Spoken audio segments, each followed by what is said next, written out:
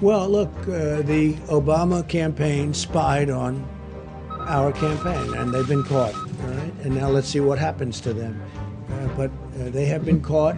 They've been caught red-handed. It's probably treason. It's a horrible thing they did. It probably never happened before. At least nobody got caught doing it. But they used the intelligence agencies of our country to spy on my campaign, and they have been caught. And there are a lot of people involved. I don't want to say how much she's involved. Frankly, if he chooses her, that's fine, but that's a potential liability. We'll see. But President Obama knew about it. Joe Biden knew about it. Comey knew about it. Brennan, Clapper, the whole group, they all knew about it. Lisa Page, her lover Strzok, they all knew about it. And we have it documented, we have it in texts, we have it in all sorts of forms. They knew about it. It was a terrible thing. Should have never happened and should never be allowed to happen again to a president. This should never happen again. This was a setup like we've never seen. I think it's the political crime of the century. And they've been caught. So let's see what happens to them all. Thank you very much. Thank you. Thank you.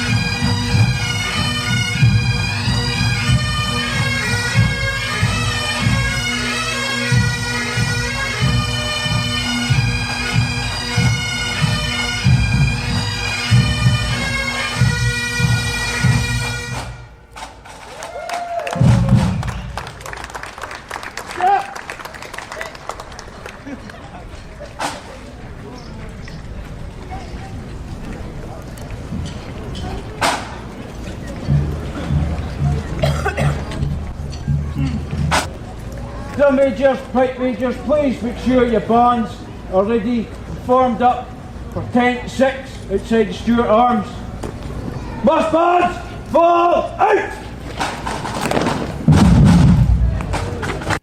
Pittsburgh, what is going on? And now, ladies and gentlemen, live from Pittsburgh Studio Number 1, it's Cold War Radio. Here's your host, Hutch Bailey Jr. And good evening, everyone, from Studio Number 2. A little inaccuracy there, but I only have one. I got to get another one. Welcome and thank you for choosing Cold War Radio, the Cold War Radio patron hotline, 412-206-6208, the voicemail, 412-567-1460. Please go to steelcityresistance.com, where you can become a Cold War Radio patron. You can also catch the research room there, the video 2 page. If you'd like to write to the show, write to Cold War Radio, P.O. Box 10433, 370 Castle Shannon Boulevard, Pittsburgh, Pennsylvania, 15234.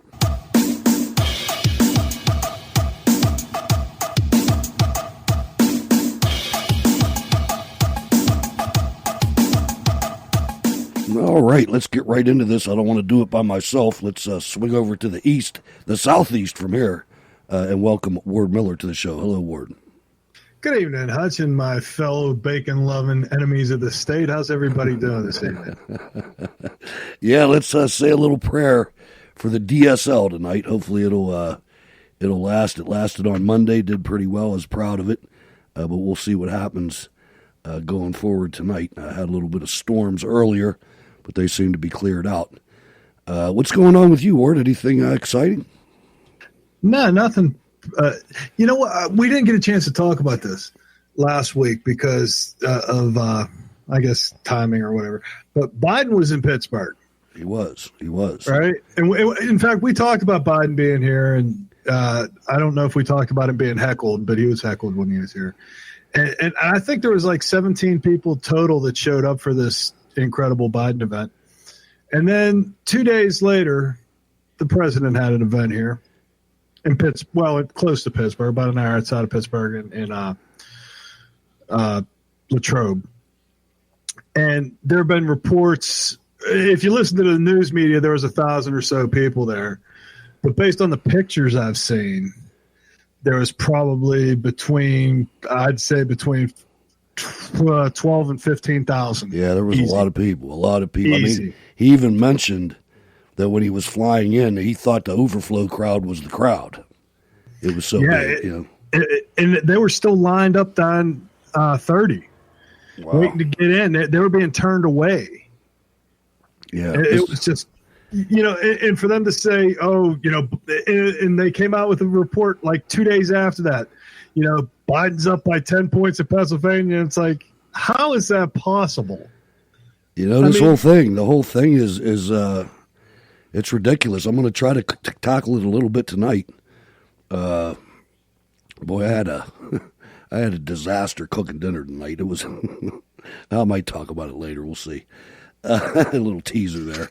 But, Pittsburgh, I come up to the mountains, and Pittsburgh makes national news twice since the last show. I'm looking at these, and maybe you can enlighten me a little bit and the audience about these. They didn't look like riots. It looked like a march, and there was a couple idiots in the march that came out and harassed racist black people that came out harassing an older white couple. Not only that, they were also doing like wherever they were marching because of the COVID rules and and people having to eat outside. They were harassing people at restaurants and whatnot, just being complete jerks. Yeah. I have so much more colorful language, and I'm trying not to use it like I did last week, and I'm trying. But some of these people are going to coax that kind of stuff out of me because it's complete idiocy. It is. It's evil. Yeah, well, I mean, you go out. It's bad enough that in order for you to go out with lunch with your wife or your significant other, whatever, and you have to eat outside because the governor's COVID rule says you can eat inside, and they force you outside to where these protesters are that come down and scream at you with a bullhorn. Now, that would become a bullhorn suppository real quick. And that's the thing. And if you watch the video of them doing this, the people that they harass are people that aren't in showing any kind of I'm going to tear your head off and crap down your neck. But those kind of you don't see them doing this to combat vets. Right. They're doing it. They're doing it to older geriatric people, and they can't get up and get into a physical altercation. But sometime or another, they're going to do this, and there's going to be a combat vet who's had enough of it, and he's going to take him to school. And that's my prediction. Call me Houdini. You sent me a video that showed a combat vet confronting Joe Biden. I don't have the audio because it wasn't an audio type thing. You had to be watching it really, but because the voices are low, you can hardly hear Biden, or I would have done it. But this combat vet caught him. I don't know where he was, but he was with Governor Wolf. And this combat vet came up to him and told him he was disqualified for his votes on Iraq and Afghanistan. Yeah. I mean, he was in his face, man. Yeah, he was. And Biden did not. He started to try and address him, and then he just turned his back on him and walked away. I mean, that is the optic that needs to be brought out. It's not just the fact that he didn't answer the guy's question, because you don't expect politicians to, but not to turn his back and walk away, because he acknowledged the fact that this guy was talking to him. Right, and he talked to him for a little bit. I heard you. I hear what you're saying, and my son died. Now, his son had died, but it had absolutely nothing to do with any war. His son died from brain cancer, or maybe not he was cancer. Cancer took him, and I will not. I'm not going to badmouth anybody with cancer.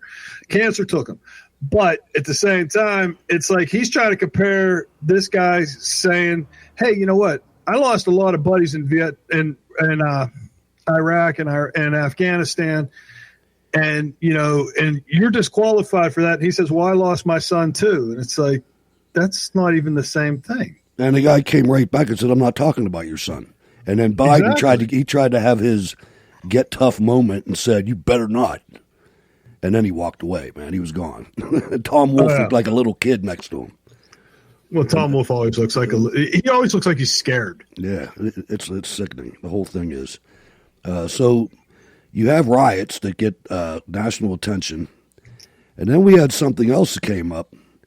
CNN anchor Jake Tapper tried to convince Republican Sean Parnell to run in a different congressional district than in Pennsylvania 17, where he is currently challenging Democrat Representative Connor Lamb. Sources familiar with Tapper's actions told Breitbart News.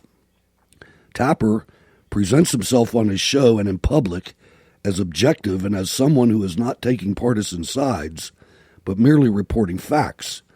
This decision on his part to reach out to Parnell, sources familiar with the interactions told Breitbart News that Tapper communicated his views on how Parnell should not run against Lamb in a variety of communication forms, including in text messages, Twitter direct messages, and in a phone call, could be viewed as political activism. Now, a lot of people don't know this about Jake Tapper, but he used to run a congresswoman's campaign. He's from Philadelphia, and he used to run a campaign, and then he worked in her office. This guy shouldn't even be on the news. I mean, this is, I don't know if it's illegal or not, but if it's not, it's close. This is CNN. Yeah. I mean, that's the thing. What do you expect from them? They got McCabe there. McCabe has charges pending, has to have charges pending. But they welcomed him with open arms, the same way as they, I'm completely shocked that Cohen doesn't have a spot on there yet because he's been released from jail. He's got a book coming out. Of course he does. Well, they all got booked. They actually, what was it? Was it MSNBC? I think it was MSNBC, actually had the nerve to talk about Peter Strzok's book and how it was an eye-opener. Oh, he had an interview. And I'm like, are you kidding me? Anybody that would say, how can you give credence to this guy? He lied from the beginning. He's the guy that started the whole Russian collusion crap. He's the number one guy. I'm telling you, ladies and gentlemen, I don't like to be I don't like to have to tell you this, but be prepared for some stuff you're not going to believe. I mean, there's things going on right now, and I'm going to cover some of them in a minute. But these people are absolutely terrified of us and of the president. And they're going to do some things this time. They've already done things they've never done before. I mean, you look at the story about the president in France, and you look back and it's like, how many times do we have to do this? How many times are we going to do this before you realize you're getting played the same way every single time? There's going to be more stories. Him and his brother probably went out and killed a little puppy and then butchered it and gave it to homeless people to eat. You know, I mean, it's going to happen. It's ridiculous. Yeah, it's completely insane that the depths to which they'll go. And it's like, okay, now at what point can, and I've said this before on the show, the president should be able to sue these people for, I mean, just these outright lies. Something. There has to be some redress somehow. There's absolutely no corroborating evidence, other than, an anonymous source said, okay, so they had one anonymous source say the president said this, and there was 10 other people that came out and said, no, that's not what happened. That was not what including was said. John Kelly's staff. Was Kelly's and including Bolton. Right. Bolton actually said it. And the ambassador to France, I mean, they all came out. And Bolton has no love lost between the president, but at least he came out and had the guts to come out and tell the truth and say, no, that's not really what happened. And the Democrat Party is completely beyond any integrity. They couldn't tell the truth if it slapped them in the head. Senate Minority Leader Chuck Schumer tweeted an article from Politico in which Senator Bernie Sanders said that America, listen to the wording of this, said that America needed to plan for President Donald Trump's refusal to leave office under the assumption he loses the election. Schumer added approvingly, "This is important. I'm standing side by side with Senator Sanders to make sure that we have a plan if President Trump refuses to leave office. What we have got to do in the next 2 months is to alert the American people about what that nightmare scenario might look like in order to prepare them, us, for that possibility and talk about what we do if that happens," he said. According to an embargoed copy of his coming email, Sanders is planning to state, "This is not just a constitutional crisis. This is a threat to everything this country stands for." They're getting ready. I can tell you exactly what they're doing, and I'm going to back it up here going forward. They're going to plan on dragging this out way after Election Day. Oh yeah, and you're going to see things. Well, and it's like the election. Where was it? Was it in Georgia? They just kept producing ballots. That's what they're going to do. Yep. It doesn't matter. Well, here's another set of ballots that we didn't see that we got to count. And here's some more ballots that just came in. Oh, this county's whole thing. Well, and the thing is, it could end up in Justice Roberts' hands. And I want to know what they have on him. This is not a good situation. Don't get down, though, ladies and gentlemen. This is designed to get you down, and I'm not trying to do that. I'm just trying to put this stuff out there so you recognize it. Because it's they don't care about the truth, man. Neither does the media. It doesn't matter. And all of these things, all this violence, it's all part of it. It's all part of it. Sure it is.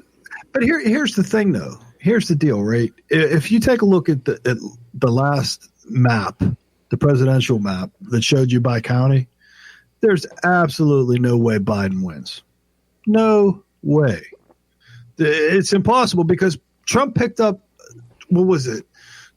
He had 8% the last time. He's at 32% now of black male voters.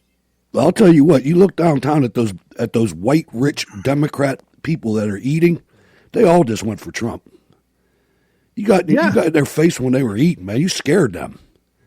Every time that it's like I saw a thing that said every time a window breaks, Trump gets another vote, and it's the truth because people are getting tired of this. And you look at that jerk up in in Oregon, Wheeler.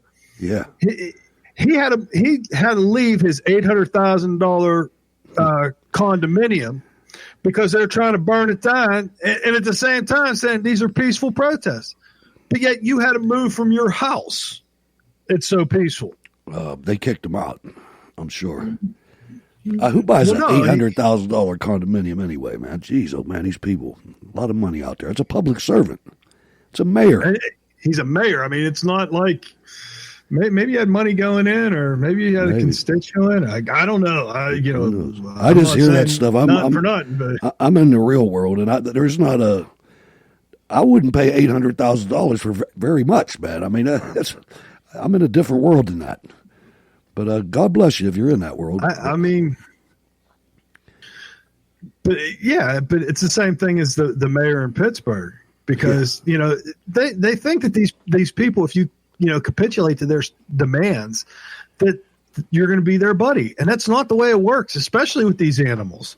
You've already seen it in Seattle, you've seen it in Portland, you've seen it in Pittsburgh.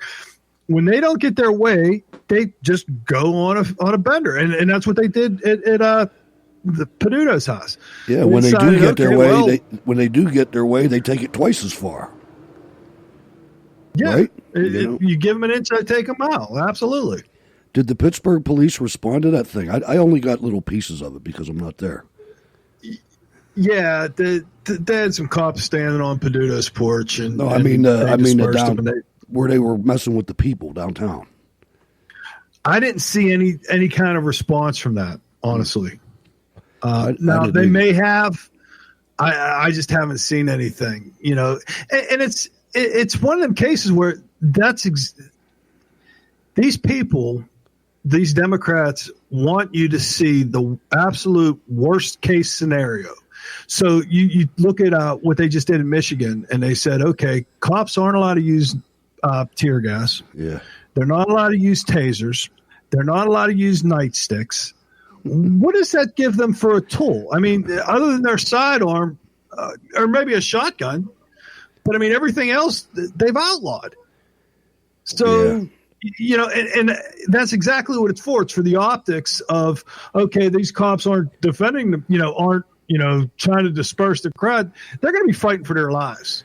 Well, not only that, you start messing with older people like this, and older people have children and grandchildren, and sooner or later, somebody's going to say, you're not doing that to my dad, and there's going to be some malicious gathering. And I mean, I'm not trying to sound nuts, but it's going to happen. Oh, it's already happening. Yeah, I mean, you look at what happened in Portland. I mean, they put those Trump rallies together, and they just drive through the middle of them and dare them to do anything. But the thing that's so evil about this is that these Democrats, the political ones in office and in the media, step back a little bit and think about what they're doing with this mail-in ballots and all this violence. The thing is, they don't have any control. Right, but they're trying to start a war. I'm sure they are. But that's their problem. They started all this crap. Right. And they got the news media in on it. Okay, yeah, we're going to blame this on Trump. And everybody's like, this isn't Trump. Trump's saying, let's stop it. I'm willing to send you National Guard. I'll send you whatever tools you need to stop this. And they're the ones, the Democrats are the ones going, no, stay out. No, we don't need your help. No. And it's real easy for Trump to go, okay, I'm for law and order. The Democrats aren't. You've already got, you can already see this.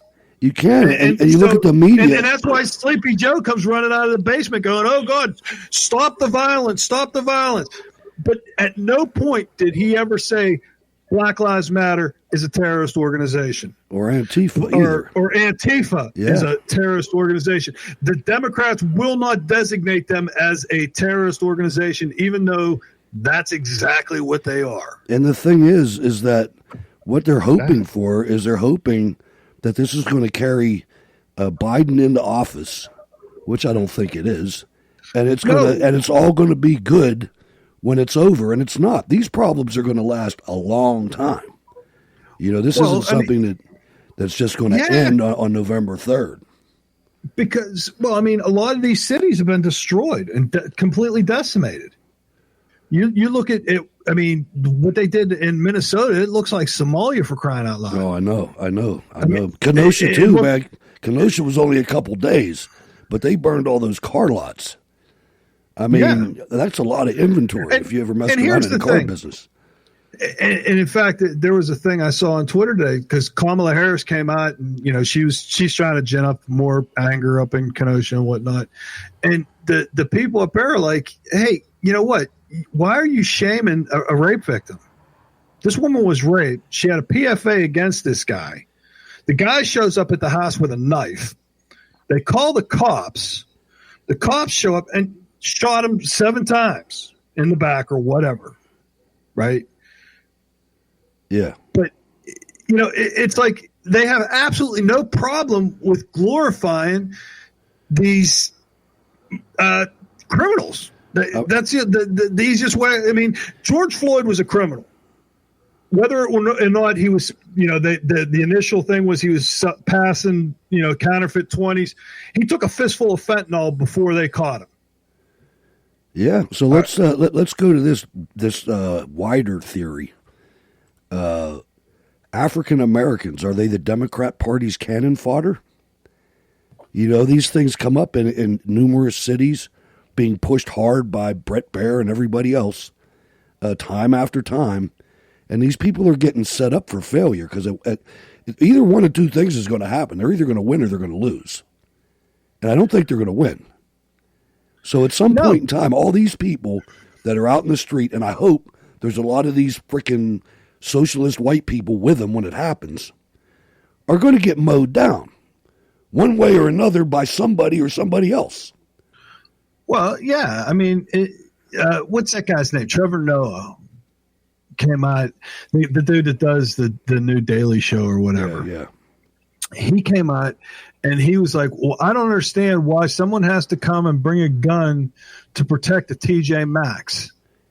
And I said, well, you know, maybe people don't want their neighborhood burning down. Somebody owns TJ Maxx. A whole lot of people work for TJ Maxx. Yeah. These people are ridiculous. They're nuts. Well, the whole the position that they take is, oh, well, these are big businesses and it doesn't hurt They're them. insured. They're insured. Well, guess what? Most insurers don't pay for riots. And you don't get to be an animal just because you say it's insured. You know, if you want to live in the United States, you got to be a civil person. Well, and that's the problem. What has happened in these cities to these businesses, because the Black Lives Matter and all these other terrorist organizations say, go out, riot, steal, loot, whatever, because, you know, to alleviate your conscience, they're insured. So go ahead. It's fine to steal from the insured. You know, it's not like you're stealing from somebody who can't pay for it. Well, I'll tell you, you know, when you look at Pittsburgh, that's lost thousands of citizens every census since the 30s. Pittsburgh's going to take a hit here, man. Nobody's going downtown to eat anymore. Not anybody over 50 or 60. You know, and that's where the money is. And that's the problem. And the thing is, and it's the same in all these other Democratic studies. I mean, San Francisco lost millions of dollars because conventions that used to be held in San Francisco, like especially tech conventions that drew a lot of money and a lot of people ain't going to go because they don't want to contend with that. They don't need to contend with typhus, you know, and the Black Plague and all the other crap that's going to be coming out of San Francisco. You know, it's only a matter of time before it just completely, you know, goes off the deep end. And nobody's saying this because the media doesn't want to disparage it because California's their utopia. And they're blaming all the violence on right-wing extremists and white supremacists. I mean, it's nuts. It's nuts. Well, what got me was there's actual video from CNN where they're saying that this is a peaceful protest, and you can see the fire behind the guy. It's not like. Yeah, it's not like, okay, it's dark, you know, I'm behind, you know, behind me is an empty football field or something. No, there's a burning building, and it's like, this is a mostly peaceful protest. Yeah, mostly. I'd like to see what they call a not peaceful protest. I don't know. Let's go to the phones. Ken and King George, what's going on? Well, yeah, I mean, Ward was just mentioning, some of these people need to actually go and learn the English language, because, like you said, when there's a That's pretty fire racist. erupting behind you, That's pretty racist, man. and but that's mostly peaceful. Okay, obviously you're a dumbass. Is You're a it complete too dumbass. is it too much to ask an American citizen to be civilized? Let's talk about what this really is. This is uncivilized. That lady, the couple that was eating, they were in their 70s, it looked like. Yeah. And this African American woman came up to their table, took one of the drinks on the table, drank it, and put it back on the table. That's uncivilized. Regardless of the violence or no violence, it's just you're not helping your cause, people. It's not the first time that this has happened. I mean, you look at anywhere in D.C. where, whether you like him or not, what the senator from Texas, Ted Cruz. Ted Cruz, him and his wife, were out having dinner one night, and this was what 6, 7, 8 months ago, or maybe even longer than that. He was attacked, and Sarah Huckabee was attacked too. Yep. And then you have the uncivilized ones like Maxine Waters and Ilhan Omar and Ariana Presley egging them on. Well, no, and you also have the Speaker of the House that will not denounce the violence and says people are going to do what they're going to do. That is you. How in the hell is that your stance? People are going to do what they're going to do instead of saying, "Hey, it's wrong to burn places. It's wrong to burn churches down." And let's remember. Let's remember where this all started. This all started with Barack Obama. This didn't just start now since Trump's come in. This started under Barack Obama with Ferguson and with Trayvon Martin and with Baltimore and everything else. Well, and that goes back to the media. Before that, when that his buddy that went to Princeton or whatever the hell, and the cops, the guy, I don't know. Oh yeah. Well, this could actually left go. His keys, or he was trying to break into his own house, and Barack Obama come out there and said the police act stupidly. That's where all this anti-cop rhetoric actually started. You could actually take it back to Rodney King. Yeah, right. Or you can take it all the way back to the '60s. Where because it had died out for a long time, and then Rodney King happened. But it's amplified. But it's the same thing, though. If you look at each and every one of these cases, it's the exact same thing. The media selectively edits the piece, shows you what they want you to see. They didn't show you that Rodney King was tasered 6 times before they start whooping him, because they kept telling him, stay down, and they'd tase him. Boom, he'd go down, get back up, stay down, stay down. They only showed the part when they were circled around him, whacking him with nightsticks, because they didn't bother. And it's the same thing with the George Floyd thing. They showed him with the cop sitting on his neck. They didn't show him taking the fistful of fentanyl at first. So then everybody burns down Michigan or Minnesota. Right. And it's the same thing with this guy that got shot. They showed you, he got shot. But before there's an investigation, before anybody does anything, before there's a statement by the cops, the media comes out and says, hey, look, this guy was shot and there's bad people, do something. And so, okay, let's go out and burn the neighborhood down. I mean, I remember when ABC doctored the picture of the back of Zimmerman's head and didn't show the gash. I remember the night I watched it. And I remember when I saw the enhanced photos. It's like they had these. And we have an entire agency in the federal government, the Federal Communications Commission, and they allow this to happen. Tell me there's not a deep state. Yeah, well, it's not that they allow it to happen. They encourage it. I mean, back from the Rodney King's thing, since then, how many times did you see the clip of him getting whooped? I mean, think about this. What was that, 95, 96, something like that? Too many. Okay, well, but when it happened, how many times did you see it? It was just all the cops circled around together. How many times did you ever see the entire ordeal? I only seen it once. It's like I said, from the Ken. beginning of the stop. Ken, I wonder, is this community ever going to wake up and realize how much they're being played? And I think they are. They're not only being played; they're being played as stupid. Well, I work with a guy, that just happens to be black, and every time something like, the phenomena of, the guys like the Hodge twins, or, Terrence K. Williams comes out, he's all for these people. He's like, hey, man, maybe people are starting to wake the hell up and see, what's going on. Well, there's still a lot of them out in the street. And I hope, but this guy, he's a family man. He goes to church, and, he's encouraged his son to, be, a family man, and, not have a child out of wedlock, and, and I've met his son once for a couple minutes. They were here for a pig roast we did last year when we could still do that and have more than, 10 people at the house. But, his son thinks I'm the greatest thing since sliced bread. I'm like, okay, you need to, Cody needs a better role model. But,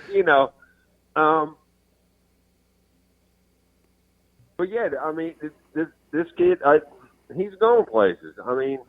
And I wish the best for him, and that's about all I can do. And that's all you can do. I can't make all the decisions for him, but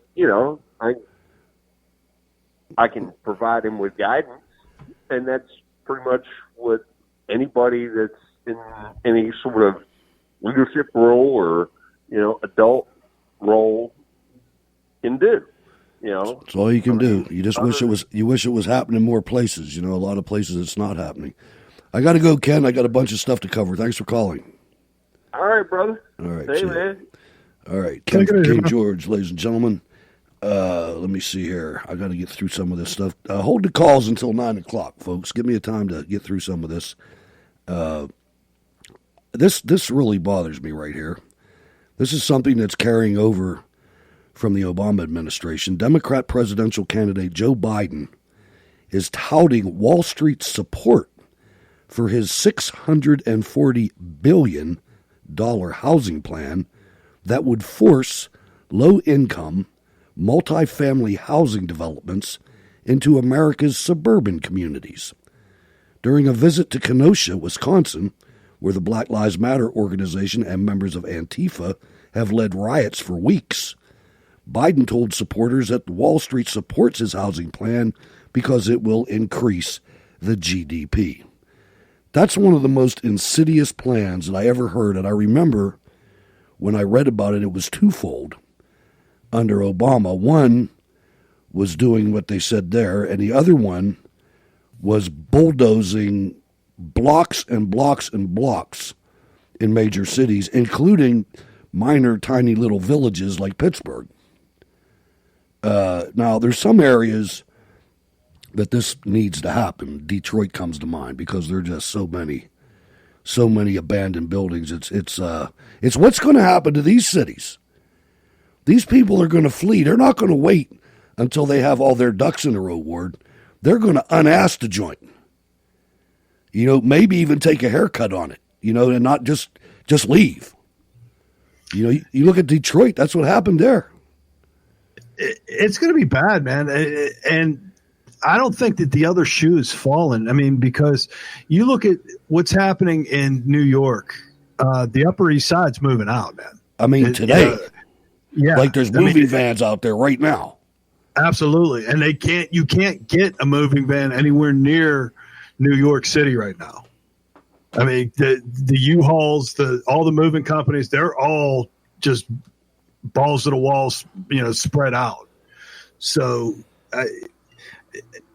it's going to be bad, man, because that's just people moving out because they're tired of the crap. Then add to that the people that have businesses that say, you know what, I can't afford to have my business broke into every 3 weeks because the cops ain't going to come because they're afraid of these rioters or these terrorists. And so I'm not going to have my business there. Would you? No, and guess what? The cops, what white man is going to be a cop after this? So you're going to end up. Who's going to be a cop? I don't care what color you are. Who's going to be a cop? They get singled out. And my point is that if all the cops are black, they're still cops. They're going to do the exact same thing. But the problem is, here's my point. Who goes and signs up to be a cop when you already know that the mayor's going to turn his back on you, that they're going to throw you under a bus? It doesn't matter what color you are. They screw the cops. They screw the blue. They don't. To them, it don't matter what color the cop is. In their opinion, all the white cop shoots black unarmed person is the meme. But that's their report. I mean, they could say black. They won't. That's the only difference. They won't say black cop shot black guy. I know. Because black folks are shooting black folks all the time. If you remember in Baltimore when they thought they were going to do that, I think 4 out of 5 of them weren't white. But it's all sickening. You're right. The bottom line is you're right. Who's going to be a cop? But especially, when you have a population that is 70% white, you better get some of those guys to be on the force, just for numbers. And I don't know. It's bad news, man. Here's my thing, and everybody says the same thing, that all, and I'm one of the people that says it. All lives matter. I'm not going to do the, Black Lives Matter. There's nobody that matters more than anybody else. Everybody's the same as far as I'm concerned. Agreed. And the problem is you have these idiots out there that are just so focused on ruining. They want to burn the system down. And they've already said it. So, if you take off the prerequisites and say, okay, we're not going to hire. I mean, really, the Democrats just did it. We have to have a woman of color. So they didn't hire the best person. It's unreal. It's not, and the other thing is too, they keep telling, well, we have a woman of color. She's not African-American. She's Jamaican, man. The whole thing's sick. They use that because they use that so they can include everybody. I posted that on our on Facebook, and they deemed that as false information. I said that her father's Jamaican and her mother's Indian. Mm-hmm. There's never been any. Nobody's ever made any contest about that. But the truth seekers on Facebook came back and said, that's false. That's misleading information. I'm like, what? Nobody ever argued the fact that she was Jamaican because, well, she's a Jamaican slave runner. But that's neither here nor there. God bless you, Kamala. All right. I want you to listen. The former vice president, was in Lancaster, Pennsylvania, and he was being interviewed by somebody that was representing a whole bunch of different labor unions. I want you to, everybody, I'm going to warn you, get your barf bags out now. You're not going to believe this question. This question, it's not even a question. You got to listen to this guy. It's in 2 parts, but the question is in this part. Check it out. We've had the opportunity to meet several times through the years, and you have my highest respect, and our union members are better off because of you and what you've done in your career as a senator and as vice president. We couldn't ask for a better friend to become president of the United States. And it's just, it saddens us. It saddens me personally with some of the stuff that's going on in our country, starting from the White House. And we need the ship righted again, and I really believe that you're the man that can do it, and you have my 100% support. So Well, thank you. I've Thank been God. union from time I was a kid. In my house, you didn't grow up if you. We knew who built the country. We figured it out early on. My uncle used to kid me and say, "Joe, you're union from belt buckle to shoe sole," but that was an occupational, family requirement. But anyway. First of all, he's all over the map. He's still not coherent. But to imagine that any union member would elect a president, and there was all kinds of unions represented there, steam fitters and government unions and others. But who would? How can you say that Biden helped you? How stupid are you? Great Fitters Union. Something. I mean, this guy brought the best economy these unions ever saw, and he supports the unions. Unlike any Republican I've ever seen, except Reagan. And it's just, this is, to have some, if I was in that union, I'd get out. Well, take a look at the unions that are supporting Biden, and then take a look at the unions that are supporting Trump. Because Trump is getting union support. I mean, even if they tell you or not, whether they tell you or not, carpenters, boiler makers, steam fitters, they all support Trump. The AFL-CIO comes out and says, yes, we support Biden, because they're gonna. That coming in. It's not, but the difference is, it's not like it used to be where the union would say, okay, all our union guys are going to vote for the Democrat. They might say that. That ain't going to happen, because the electoral map from last time shows you. Look at, everybody, all the unions said, well, we're going to vote for Hillary. Didn't really pan out that way, did it? No. I want to play the second part of this. Go ahead. Trump may actually win New York. Oh, he probably will. This crap that Cuomo's doing. A Republican win in New York or California is always that's crazy. You look at the major cities in New York and California, and most of the people that live there aren't even Americans. Well, the ones that are tired of this crap because they're still rioting. They're still rioting in Oakland, California. They're still rioting in L.A. They're still rioting in New York. And as long as they do that, and like I said before, every window that's broken is a vote for Donald Trump. I think so, too. And they're too stupid to realize the fact that I'm going to show you. Okay, keep it up. Biden's so behind the times. He's still walking around with a mask, like everybody's still terrified of this thing. I want to play this second part. This is after he's getting ready to leave, and a reporter asks him about COVID. And right at the end of the clip, this is amazing. The media, Ward, applauds him like he's a star. Listen. Would you take the COVID vaccine before the election if the Trump administration offered it? Sorry? Would you take the COVID vaccine if the Trump administration offered it before the election? I would want to see what the scientists said. Would you trust Fauci and the FDA, sir? I want full transparency on the vaccine.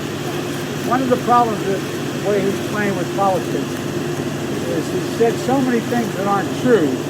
I'm worried if we do have a really good vaccine, people are going to be reluctant to take it. And so he's undermining public confidence. But thank God we have it. If I could get a vaccine tomorrow, I'd do it. Listen. If it cost me the election, I'd do it. We need a vaccine, and we need it now. As quickly as we can get it. We have to listen to the scientists. Okay, thank you. Thank you. Come on, you guys. Let's load. Let's go. Applause from the media, Ward. They're not even hiding it.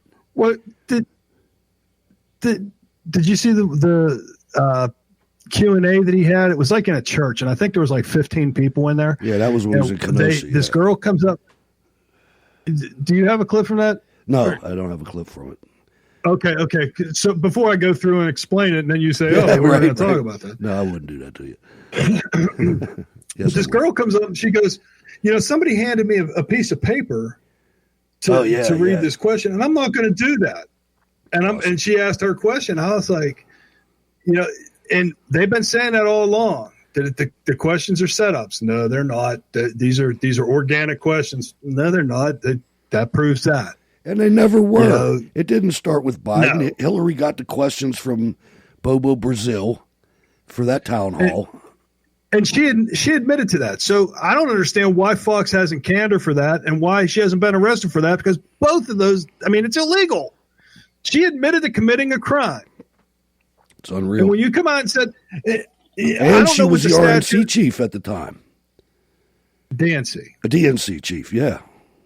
But that's exactly my point. Well, right after her was Wasserman Schultz. So it's one or the other was cheating. Right. I don't know, which one was doing what, but both of them were dirty, and we all know that. Yeah. So is she still in Congress? Debbie Wasserman Schultz, yeah. Yeah, but she got a real low profile after her tech guy got busted. Yeah, and you didn't hear anything from her. The one that shocks me that should be running and hiding is Schiff. Oh, and he keeps on. And he keeps on with the same story. It's like, dude, the whole Russia thing's already been disproven. It's been disproven to the point where we're investigating why it was such a big lie.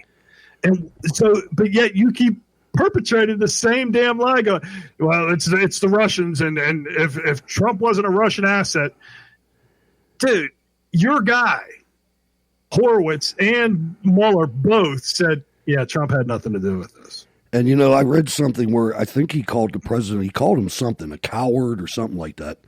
And I'm thinking, one of these days, the president's going to be walking down the hall and he's going to punch you in the mouth, man. You're saying stuff to him that, he's not used to, and it's wrong. It's a lie. But I got one more Biden clip, Ward, and this one is, I just want you to listen to his words. I mean, this guy, man, I can't see somebody supporting him to have the nuclear football, man. I just can't. One last question, though, Mr. Biden. I know your time is short. People in Arizona are wondering, when are you going to come here and visit? I'm going to come and visit you, I promise you, based particularly on the fact that the welcome seems to be pretty strong based on the polling data. But all kidding aside, I hope to be there, but I'm going to do it responsibly. I'm not going to do what the president does. I've said I would set an example, and I will show up and make sure that I am setting the example of the way in which we should deal with this coronavirus, social distancing and the like. And we're going to be doing a lot of that from this now through the election. But I'm going to listen to what the scientists and the docs tell me. All right. All right. That's all the time I guess we have. Joe Biden, former vice president and current Democratic nominee for president. What did he say? I'm depicting on the welcome that probably had, all kidding aside. What does that mean? It's word salad, man. Joe just grabs words and throws them together. Peanut butter ashtray, Sesame Street. Yeah, we're going to have some cookies on Sesame Street with the Cookie Monster. And, yeah. What the hell are you talking about, Joe? Yeah, Trump's bad. Orange man bad. I always like that. Orange man bad. It's unreal. I mean, it's unreal, but it's real. I mean, it is really real. Well, the thing is, it's a complete shame. What's happening is, and we say it every week. It's you listen to this guy talk, and the lights are on, and there ain't not a soul home. Yeah. He doesn't have, and it's sad that they just parade him out there, because when they brought him he was in Hazelwood, and this guy's heckling him from standing in the back of his truck, going, "Oh, you finally come out of the basement." And you know what Biden's response was? Don't jump. Don't jump. Yeah. The guy's in the back end of a pickup truck with a Trump sign, with a Trump flag, and he don't jump. Maybe he thought it said jump. I don't know what he thought. And it's like, okay, Joe, you just had a really big rally. You bought 3 pizzas for a fire department of like 30 guys. That was really nice. Yeah. And you didn't bring them drinks, for Christ's sake. But and it was probably Pizza Hut. Oh no, it was actually Minio's. They sprung for good pizza, except they only got it. They got the poor guys 3 of them. It had to be cold by the time it got there. Oh yeah, but Joe comes staggering out of the SUV with it, and that's when the guys started heckling him from across the street, because they were at the Flyers Avenue fire station. Yeah, I seen the EMS guys there. Yeah, I mean, but it's like, come on. He had like 5 people in his actual building when he did his speech. There was 5 people, and apparently Democrats are so stupid they had to put a circle around where the chairs sat. So they all sat in chairs, spaced out. Did I send you the picture of this? It's the most ridiculous thing ever. I've seen it before, though. Biden's on the stage. They got 4 or 5 flags behind him, which is odd because the Democrats rarely use the flag. But then there was like 7 people in the audience dispersed out, so they were completely social distance. But they actually circled the chair. I don't know if it was with tape or what, but there was a circle around every one of them. It's like, you mean to tell me you're so stupid that you can't figure out? You just got to sit in that chair. It's nuts. But that chair's not 6 feet away, but you have to have the circle to sit in that chair. You talk about the 3 pizzas. My son worked on Christmas, and I took one of those big giant Eagle circle hoagies. It's like $75. Yeah, I know what you're talking about. Up to the firehouse up on Northumberland, and they had a ham cooking, a whole ham. Man, they ate all that stuff, the ham and the hoagie. Them guys ain't playing around. Them firemen, man, they're some eaters. And God bless them. I'm happy they are, because I need an eater to. If my house catches fire and you got to come onto the second floor, carry my big ass down the steps or down the ladder, I want a big old ham and sandwich eating guy coming up to get me. I don't want no 100-pound little girl, because she ain't gonna stand a chance with me. Oh no, I know. My son he lifts weights every day religiously, man, and he's no joke. God bless him. God bless him. It's 106 miles to Chicago. We got a full tank of gas, half a pack of cigarettes in the dark, and we're wearing sunglasses. Hit it.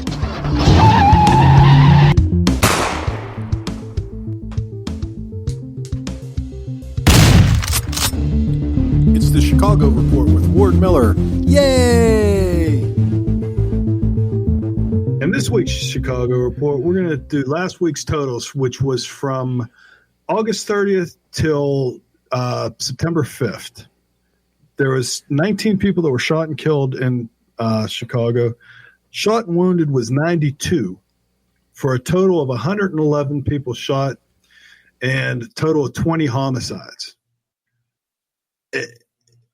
I don't even know what to say to that. And every week it's the same thing. Every time we do the Chicago Report, it's the same thing. It's, just more and more. If you go to the year to date, so that's up till today, I guess. Shot and killed is 492. Shot and wounded 2,404, for a total shot of 2,896 with 537 homicides. That's in a single city in the United States. That's crazy. That's crazy. And it's being, I don't want to say eclipsed, but I think New York is growing faster, isn't it? Those numbers, they're up like hundreds of percent. Yes, New York's has gone up dramatically. And the thing is, when you say, okay, well, we're not going to put as many cops on the street, and so the criminals start running wild. Yeah, they get the message, man. They pass it around. These people aren't the sharpest knives in the drawer, but they know their business. It's sad. It's not sad. It's criminal, man. It's criminal. It's criminal. Damn, I want some law and order. Everything that's happening in New York, in the entire state, it's not just the city, it's the state. Cuomo is responsible for he owns every bit of it. What de Blasio did in New York City is the exact same thing that Cuomo's done throughout the state. Yeah. So while de Blasio is a pumpkinhead and deserves to be ridiculed and removed from office, Cuomo is the worst, because Cuomo actually has blood on his hand. He has blood on his hands. And he's half stupid, too. You can tell by talking to him. He's not half stupid. He's completely stupid. He is, man. I'll tell you. You can tell Fredo's his brother. That's all I'm going to say. Yeah. All right, ladies and gentlemen, we are getting set up. And I just want you to notice this, because you're going to hear much more about this state going forward. I want you to listen to the Michigan. Is it the Secretary of State or is it the Attorney General? It doesn't matter. Let's listen. Brinson Bell, I'm curious, you're going to be dealing with more absentee ballots than ever before. and it is going to slow down the counting and the processing of this. Walk me through what is, how quickly can you verify mail-in ballots, and can you verify them before you count them in order to speed up the count?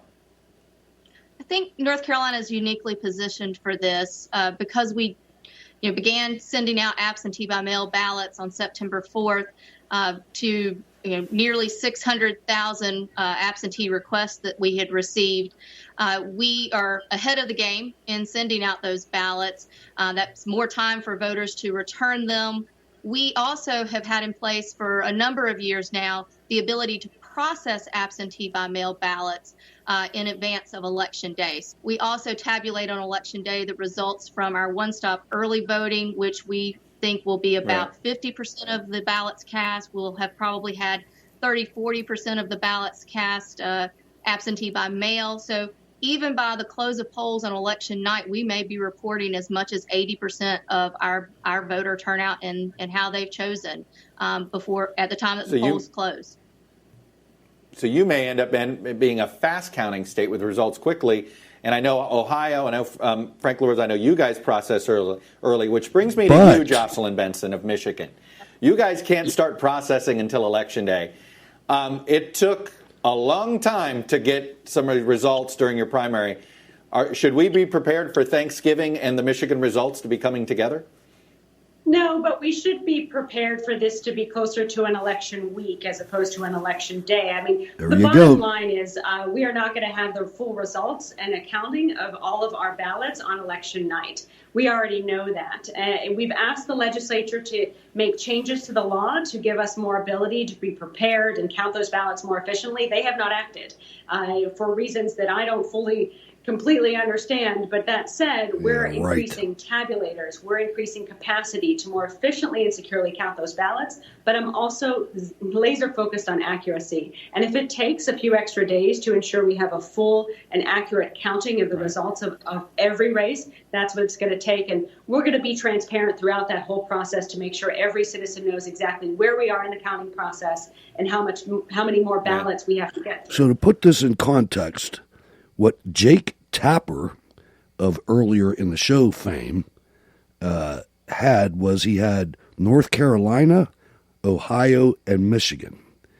And he had Ohio and North Carolina to make everybody feel good because they all said, we can do this. The guy in Ohio said you can track your vote the same way you track a package at FedEx or the post office. And then they brought that Michigan lady in. And that was the whole reason for the piece, was her. And if you live in Michigan and you put up with this, and I don't know what to do. I mean, what do you do, Ward? Do you go burn your state house down? What do you do? You know, this is something that is insidious, and it's going to happen. And the country is going to be in grave peril after November 3rd, and they're doing it on purpose.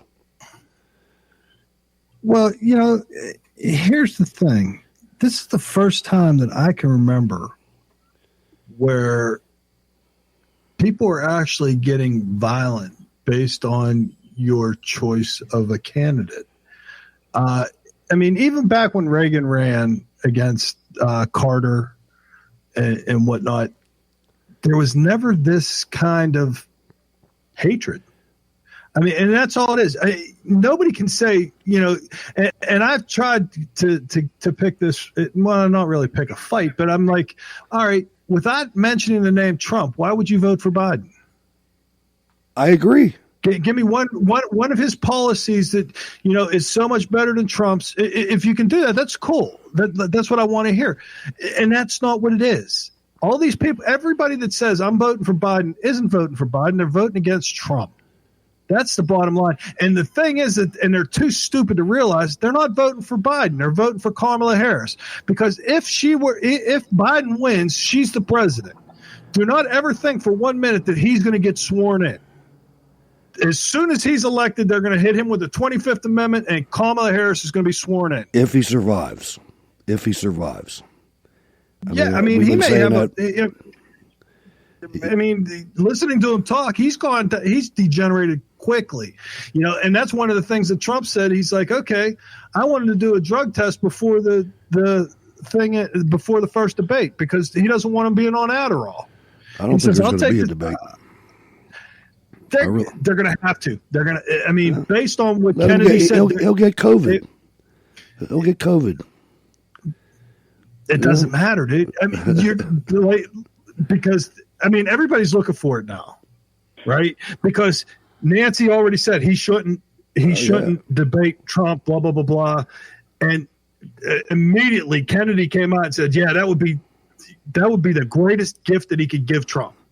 Because Trump will run with that, the fact that he's afraid to debate him, that he can't, that's the problem, that he can't stand up and have a debate against Trump. How's he going to debate against Putin? How's he going to handle himself against Xi Jinping? No, I agree. How's he going to handle himself? I mean, and that's how he paints it.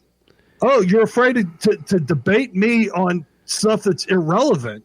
Well, not irrelevant, but I mean, you're not, it's not debates between two world leaders. Right. This is me and you debating, on politics in the United States to see where you stand.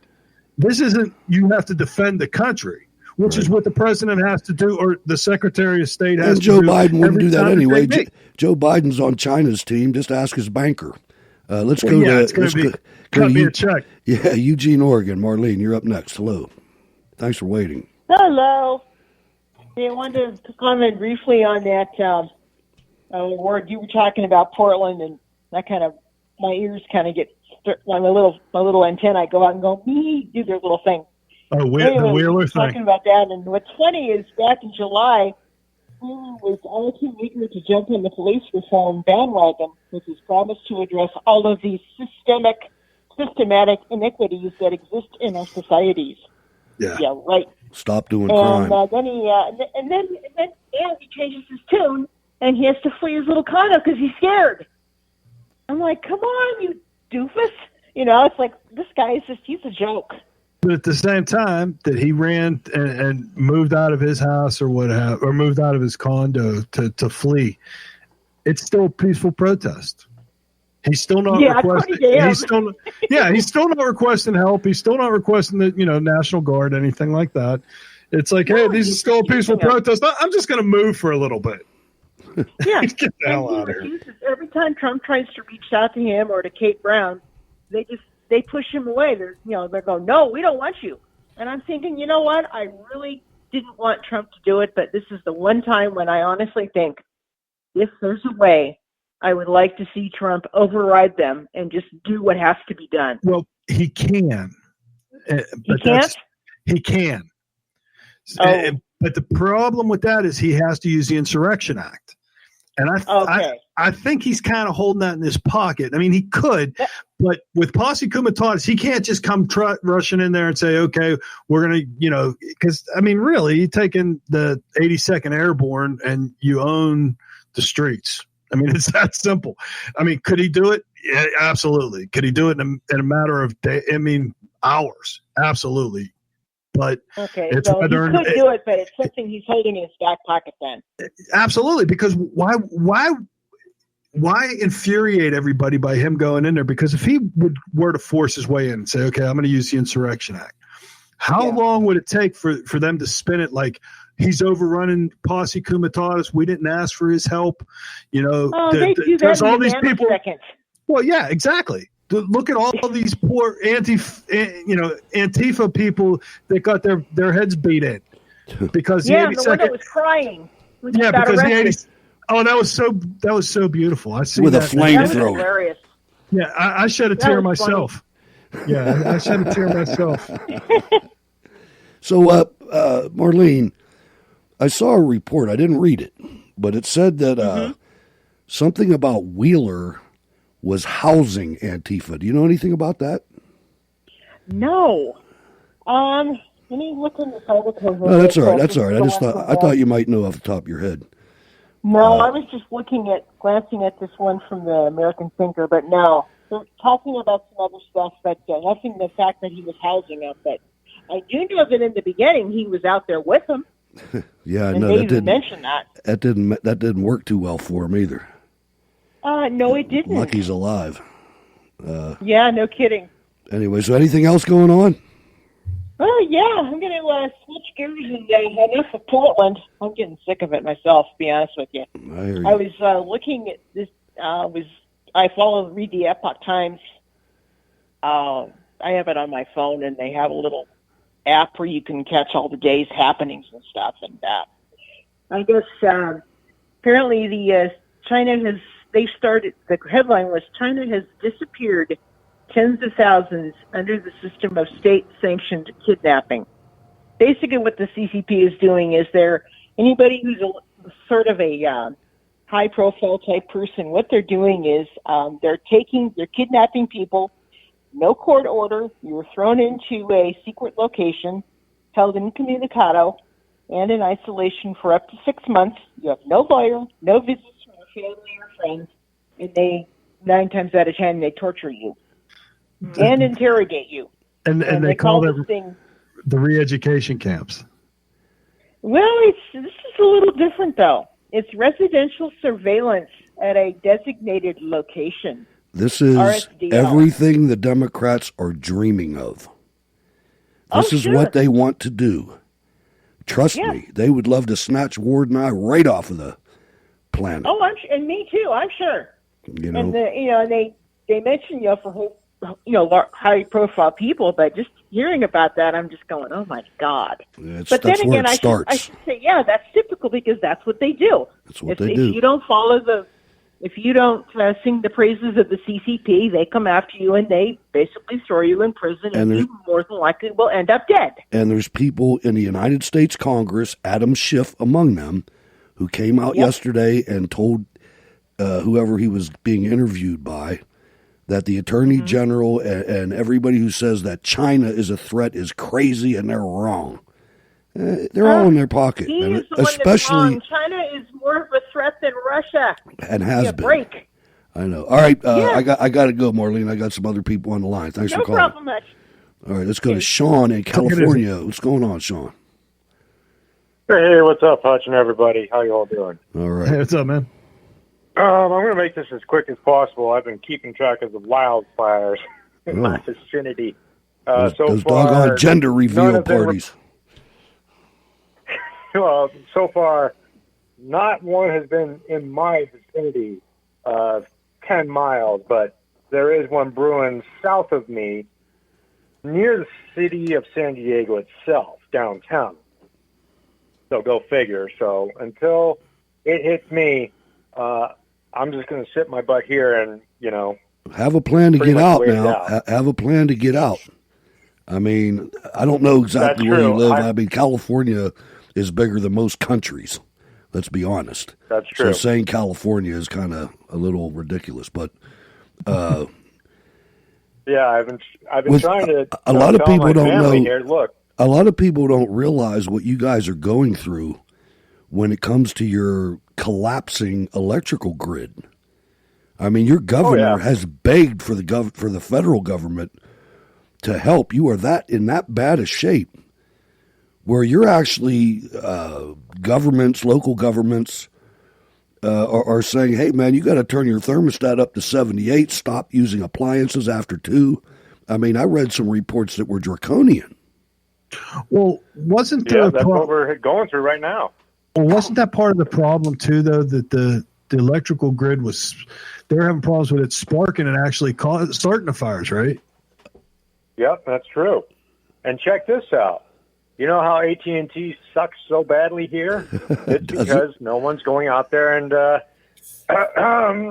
fixing the grid. I wonder why. I don't know, man. Anyways, I'm going to be driving soon. All right. Get your license. But I wanted to give you guys this one little last tidbit that I found out. I don't know if I'm either going to be concerned about this or I'm going to be happy. It's the suitcase-sized minigun going into full production. I don't know if you know anything about that, but a minigun? Our boys in the military are going to be getting these. A Gatling gun you talking about? A minigun? Yeah, a minigun. They're saying that I put the link into the chat room of this minigun that this guy in Texas is making, and it's now in full production. Damn. I was in a unit that had those, but I mean, ours were to shoot down planes. But it's called the XM556 microgun. So it's in the M16 caliber. That's the 5.56. I guess so. I guess so. They already have the 7.62. They already got the M16. Yeah, that's true. I mean, but they got a minigun like that, Ward. Oh, okay. I seen it fired off a Humvee, man. The only problem with that is for a soldier, an infantryman, you don't have enough people to carry the ammo, my man. Yeah, that's a problem. I know. I mean, that stuff, I don't know what the cyclic rate is for that weapon you're talking about. But, from being in a unit, we had 3 tractor trailers had to show up with the ammo for us to fire our Vulcans. Aren't they also powered by electricity? Yes, they are. Yeah. So is this thing. Every single tracked vehicle had a 1.5 kW generator that had to run outside the track to power the gun. That's the same as the 30 millimeter cannon on the A10. Right. It's the same thing because the round passes through a magnetic field, and that's what fires the round. Yep. And matter of fact, right now, it's what my son used in Afghanistan. The CRAM, the counter rocket and mortar batteries that were radar guided and things like that. But they fired so many rounds that they had to develop a round that after it went so far, it would detonate in the air so it wouldn't rain down on all these villages. You know what I mean? I mean, there's so many rounds. It's if you ever see one fire, well, I'll just tell you, go on YouTube and look up CRAM. CRAM. Just look up CRAM, and it is I think I don't know how the rounds are configured for these, but it's like every so many rounds is a tracer.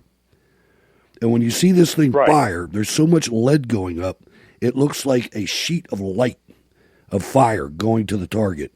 And there's 6 or 7 rounds in between each tracer. It's just they're fired so fast it looks like just a laser shells, beam. The expended cartridges that come out to shoot on the other side look like liquid pouring out. They're coming out so many at a time.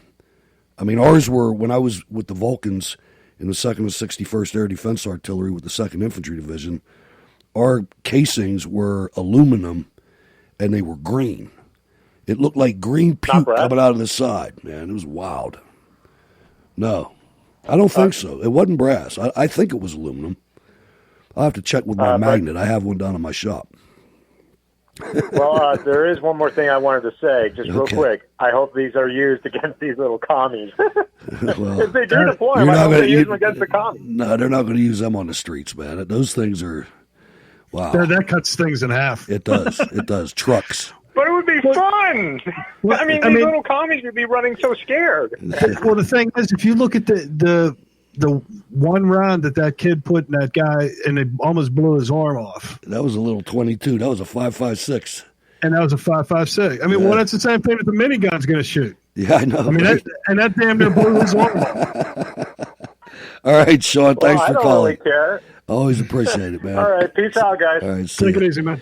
Let's swing over to Florida and welcome Valerie to the program. Good evening, Valerie. Good evening, Hutch and Ward. I can't top off this minigun thing. I'm standing here like, wow. I wish I had one of those. I love everything mini because I'm small, and I think about mini being something I could really handle easily. Yeah, that's exciting. What's not many is how many rounds you have to feed it. I mean, this thing shoots 3,000 rounds a minute. Oh wow! You know what though, Hutch? If we got like a U-Haul, right? Fill the bottom up with ammunition, pipe it up through. We cut a hole in the ceiling. Oh yeah, we mine it on top of the ceiling. Yeah, right. And then just keep feeding it rounds from the bottom. Oh, we're good to go, brother. Indeed, you can do it, no doubt. What a great visual! Thank you, Ward. That's fantastic. That's what I do. I paint pictures, Valerie. let me just tell everybody that's not really understanding what we're talking about. And I know there's probably not many of you, but just imagine back in there was a movie John Wayne did called The War Wagon, and back in after the Civil War, they came up with the Gatling gun, and you always see a guy with a crank that's cranking this crank, and the barrels. What is it? 6 barrels, Ward? Yeah, there were 6 barrels. 6 or 8 barrels on it. But they were firing 45 caliber rounds. Right. As he's cranking, it's going boop, boop, boop, boop, boop, boop, boop, boop, boop. Well, just imagine that with a 350 Chevy motor powering it. Exactly. Because that's what it is. You know what I mean? It makes we used to play it on the outro with Rocky. You know, I hit the green button out. That was the minigun. It makes a sound that once you hear it, you'll never forget it. But anyway, not to interrupt you, Valerie. Go ahead. All I can say is, where else would you learn this stuff? I mean, really? I love listening to this show just to learn all about stuff I would never have been given the opportunity to learn. What I wanted to say is right from the liberal horse's mouth, I got to talk to my liberal New York City daughter today. All right. Who went to New York City for the weekend. Now she's a Trump supporter. And I said to her, tell me the visual of New York City right now.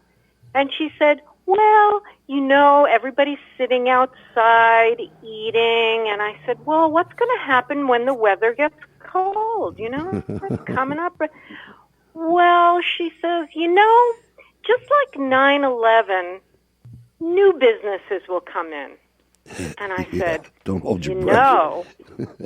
Well, not only don't hold your breath, but what a liberal, horrible thought that is. Yeah. I said to her, what about the people that have put 10 and 15 years into their restaurants and businesses?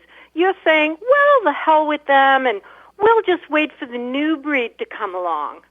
Well, the thing is, if you think about this, though, there's a difference, because after 9/11, it was, okay, we're going to show the world that we didn't back down.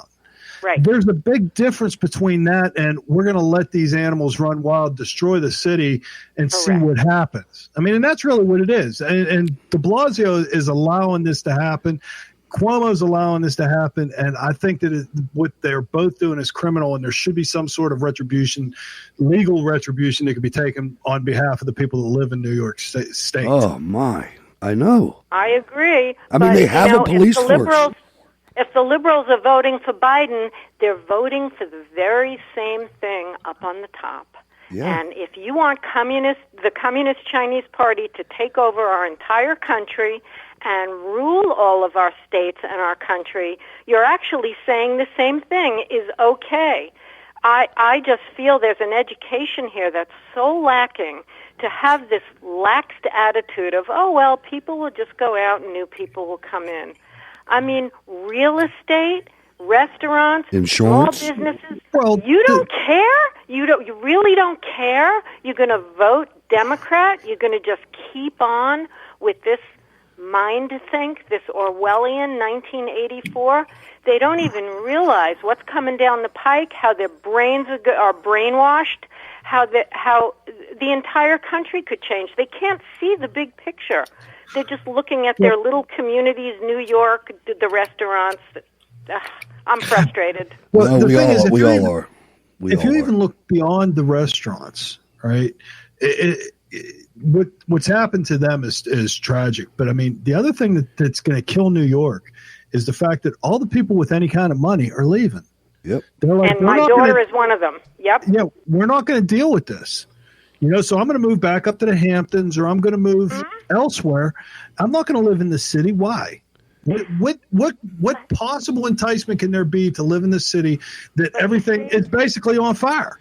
But Ward, they don't see that. You just took it out that extra notch. She's got her kids, my grandchildren, in a charter school in upstate New York, and does not see the ramifications of where she is, because we have a family home upstate New York. She doesn't even understand that this is what it might look like, or what she's doing. She thinks it's okay, that a year from now it'll all change, it'll all shift back.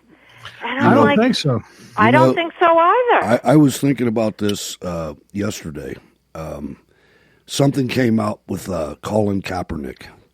And I started thinking about the kneeling for the national anthem, and you know, everybody keeps saying it's about the flag, it's about the flag, it's about the flag. And then I started thinking, I pledge allegiance to the flag. and to the republic for which it stands. Right. They're denouncing the whole country, not just the flag. And to the republic for which it stands is what they're... And I know that's a little off topic, but I mean, this is all tied together. It's all tied together. Sure it is. You know? Yeah. And it's tragic. And well, you got the Black Lives Matter. I'll say it one more time. You got the Black Lives Matter. The Black Lives Matter guys are already started to chant "Death to America." There's no difference between them and Hamas. No, you're right. You're right. Or the the Islamic Republic or whatever you want to call it. They're doing the exact same thing. At that point, when they start chanting "Death to America," you just become a terrorist. And if you look at if the video's not lying. And we all know video can be manipulated, but the left would not manipulate it this way, even if they could. What I'm saying, the vast majority of Black Lives Matter isn't black people. No. They're ignorant white people who think that they're doing so. They're social justice warriors who think that they're smarter than everybody else, and they're going to show how woke they are by going out and protesting. I've seen them protest black people. Protest black cops, a white guy screaming at a black cop how it is to be black. I'm like, you're, and I'm sure that you grew up in a middle class neighborhood. You still live in your mom's basement, and you think that you know everything. What are they going to do when their mom moves out of the city? Well, the thing is, they think their idea of winning an argument is typing in caps. Right. So it's like. You really don't know what the world is, man. So carry on. What happens when mom loses the house? Where are you going to live then? Exactly. Right. Well, right? At that point, that's why they'll be living in the mayor's house or whatever. We'll just bust in this place. Well, maybe if your daughter moves, maybe hopefully you could counsel her. And I know you won't be able to because I have them in my family too. I'm not alone. I'm not alone. Everybody says to me their children are exactly the same. No, I know. That's what the schools do. I mean, a lot of it. And that's what we got to do. That's how we fight this. And there's going to be a portion that we're not going to save until they get older. Well, the other thing too is that there was an article just in the thing I just read the other day that said the teacher should be required to wear the cams the same way the cops do. Ooh, there's an idea. There's a good idea. I should know what exactly this teacher is teaching my child. Because in Atlanta, they came out and said, oh, well, we're going to be doing this remote learning, but you have to sign an affidavit saying that you're not going to listen. Right. As soon as they said that, all right, now you got my full attention. I'm going to record it. Mm-hmm. We need to be spies. Exactly. It's a shame that we have to do that. And the other thing, too, is we need to find we need about 6 more terms of Trump. We need to find a way to get the government out of education. The government, all the government, and unions and the government.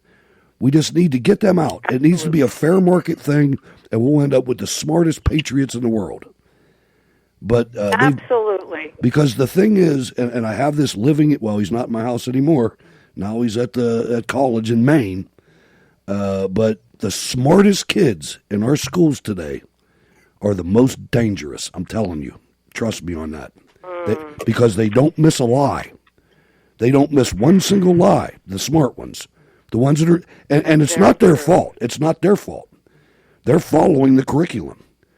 They're doing what they're required to do. And they're coming out on the other end, hating themselves, hating their parents, and it's tragic. It really is. All right, Valerie, thanks. Thank you for taking my call. Have a great night. Please call anytime. We always love your calls. Thank you. Bye-bye. Let's go to Virginia and Richmond, Virginia. What's going on, Regina? Hello, Hutch. How you doing? I'm doing good. You sound calm tonight. Oh, I am because I've been scoping up a couple of locations again. All right. What's on your mind tonight? Wait, first, before I do that, before I ask you that, let's listen to a clip. It's very short, and it follows after the clip of the Michigan Secretary of State saying that their votes aren't going to be in until a week after the election, and this is part of the setup. This is a very short 11-second clip from Kamala Harris, also providing the setup. And I do believe that there will be foreign interference in the 2020 election and that Russia will be at the front of the line. Could it cost you the White House? Theoretically, of course. Yes. So there you go. Kamala's part of the story. Go ahead, Regina. Oh, I was calling to tell you. Have you ever heard of this guy named Stanley McChrystal?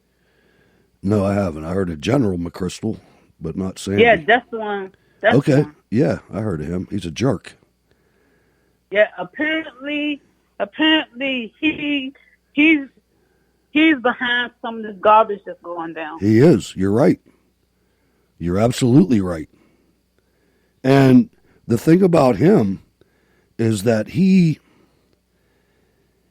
got fired because of disparaging remarks about Biden, by the way, and Obama. But the problem I have with him is military in nature. He when he was the commander of forces in Afghanistan, these guys that are in the field, I don't know what you know about Afghanistan, but it's pretty much the moon. If you go to the moon, that's about the same as Afghanistan. There's nothing there. And it's all mountains. It's all mountains. And I mean 20,000 feet high mountains. You know, like Himalaya type mountains. And there's these soldiers, military members, not just soldiers, that are on these little outposts and forts all throughout Afghanistan. And one of the things that they do that keep morale a little higher than it is by putting things like a Burger King or a Subway in there, right?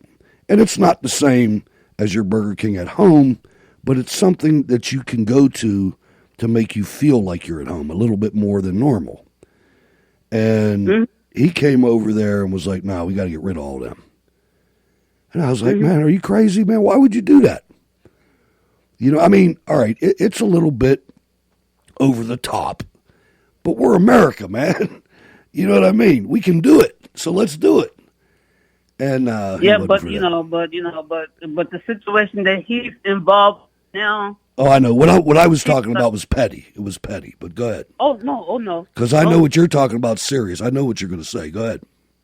Oh yeah. Yeah, apparently he's doing the same crap that they're doing to foreign countries in the United States. Yep. Elaborate.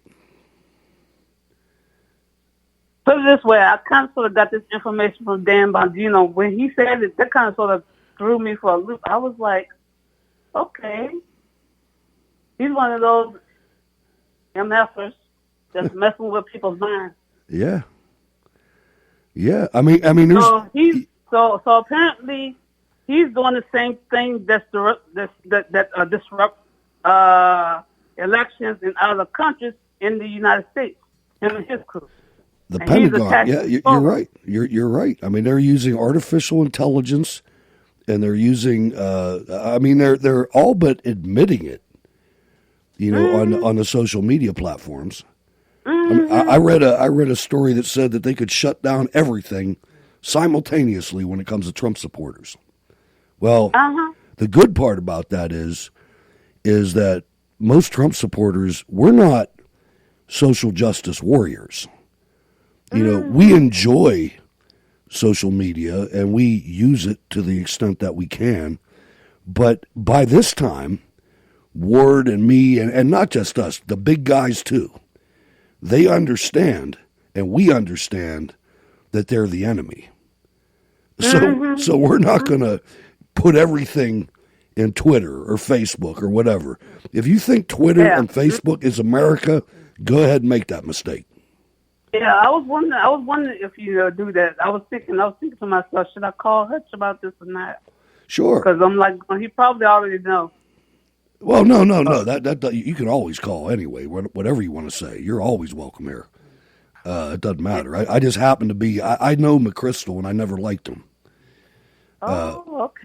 For other That reasons. explains- But and I've been one of the only voices on conservative media, one of the only ones that has told you, and I mean it, and I know it, that the United States military is one of the most leftist places socially that you could ever see. It's horrible. It is horrible. Our generals right now suck. Not all of them. And there's some really good colonels out there. But the president would be well advised to find some people that he trusts in the military, like Sean Parnell maybe, and some others, and start scrutinizing these United States military academies out there and this officer corps. Because you would not believe how many pussies there are out there. You wouldn't believe it. Well, I think part of it too is when they get to be a general, it's at that point they're really not. How can I put this? They're not warriors. Exactly. They're politicians. Exactly. They're not in the military anymore. They become right. politicians. That's right. And they're living for their, they're fighting for their political lives. So they have to figure out which way the wind's blowing and follow that. It sucks. Because if not, and it's true. I mean, you're absolutely right. I mean, you could have a general that, hell, I thought that Mattis was a great general. Me too. You read some Kelly of the stuff too. I thought Kelly was untouchable just for the fact that his son was. I don't know if he died. He at least had his arm blown off. I think he died. The good generals. Obama purged most of the good generals. Carter Ham, etc. Obama got rid of all of that. So just a side note. General, and that means 4 stars in the Army when you call somebody general. 4-star General Carter Ham issued my son's commission to him. Just wanted to say that. Go ahead. Yeah, I'm proud of that. Absolutely, and he should be, because Carter Ham was a patriot, and Carter Ham was relieved of his position because he was going to send troops in Benghazi to rescue those guys, even though he was given a stand-down order, and that's why he was relieved of his command. And this guy, he had the class to reply to me in less than 10 hours to an email I sent to him. I'm a lowly CW4. Right, which isn't lowly, but to a 4-star it is. And everybody's lowly to a 4-star. I thanked him for my son and a couple of his buddies went and talked to General Ham, and he received them. And I was like, oh my God, thank you, man. Thank you. I didn't mean to do that. Stop. Shut up. I didn't mean to do that. My hand went out, I'm gesticulating, and it went over and hit the clip button. Sorry about that. Because you got to learn to not talk with your hands. I know. I was going to ask, what did he know about this guy? About who? McChrystal. General McChrystal. Oh no, I didn't know anything about that.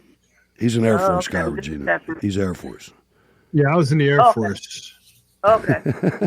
Yeah. You know what, though? To be honest with you, I met a 4-star. Well, he was a 3-star at the time. He got his 4th star at Shaw Air Force Base. And when he got his 4-star, he left to be on the Joint Chiefs of Staff, General Piotrowski. And I was doing some stuff for him in his office, and we had to do it late night because we were in 9th Air Force headquarters. And they didn't want us to do it, during the day when all the colonels and whatnot were running around. So we were doing it at night. And General Piotrowski worked all hours of the night. And every time he'd come out of his office, we're popped to attention. It's a 4-star general for sure. Oh, for real. And finally he's like, that's enough. Stop that. Just, you guys work. Do your job. I'm going to do my job, and everybody will be good. And I was like, and at that time I was at E1. The lowest of the low, right? And I got a 4-star general telling me you're still impressed. You're still impressed with a staff sergeant at that time. Absolutely, yeah. 4-star general? Are you kidding me? So, but when it came time for our in our performance reviews, our APRs. I went to my supervisor and said, General Piotrowski said he'd sign my APR. And they're like, no, you don't get a 4-star general to sign your APR. And I'm like, no, that's bullshit. He said he'd sign my APR. And they're like, no. So I called him. I called his office and said, because I was out of my mind. You're lucky you didn't get thrown out. No, he called my supervisor and said, I told him I would do that, and I wanted it on my desk tomorrow morning. Nice. And General Piotrowski signed my APR as an E1. That's awesome. I'd have that framed. Okay. Yeah, I don't even know if I even have that thing anymore.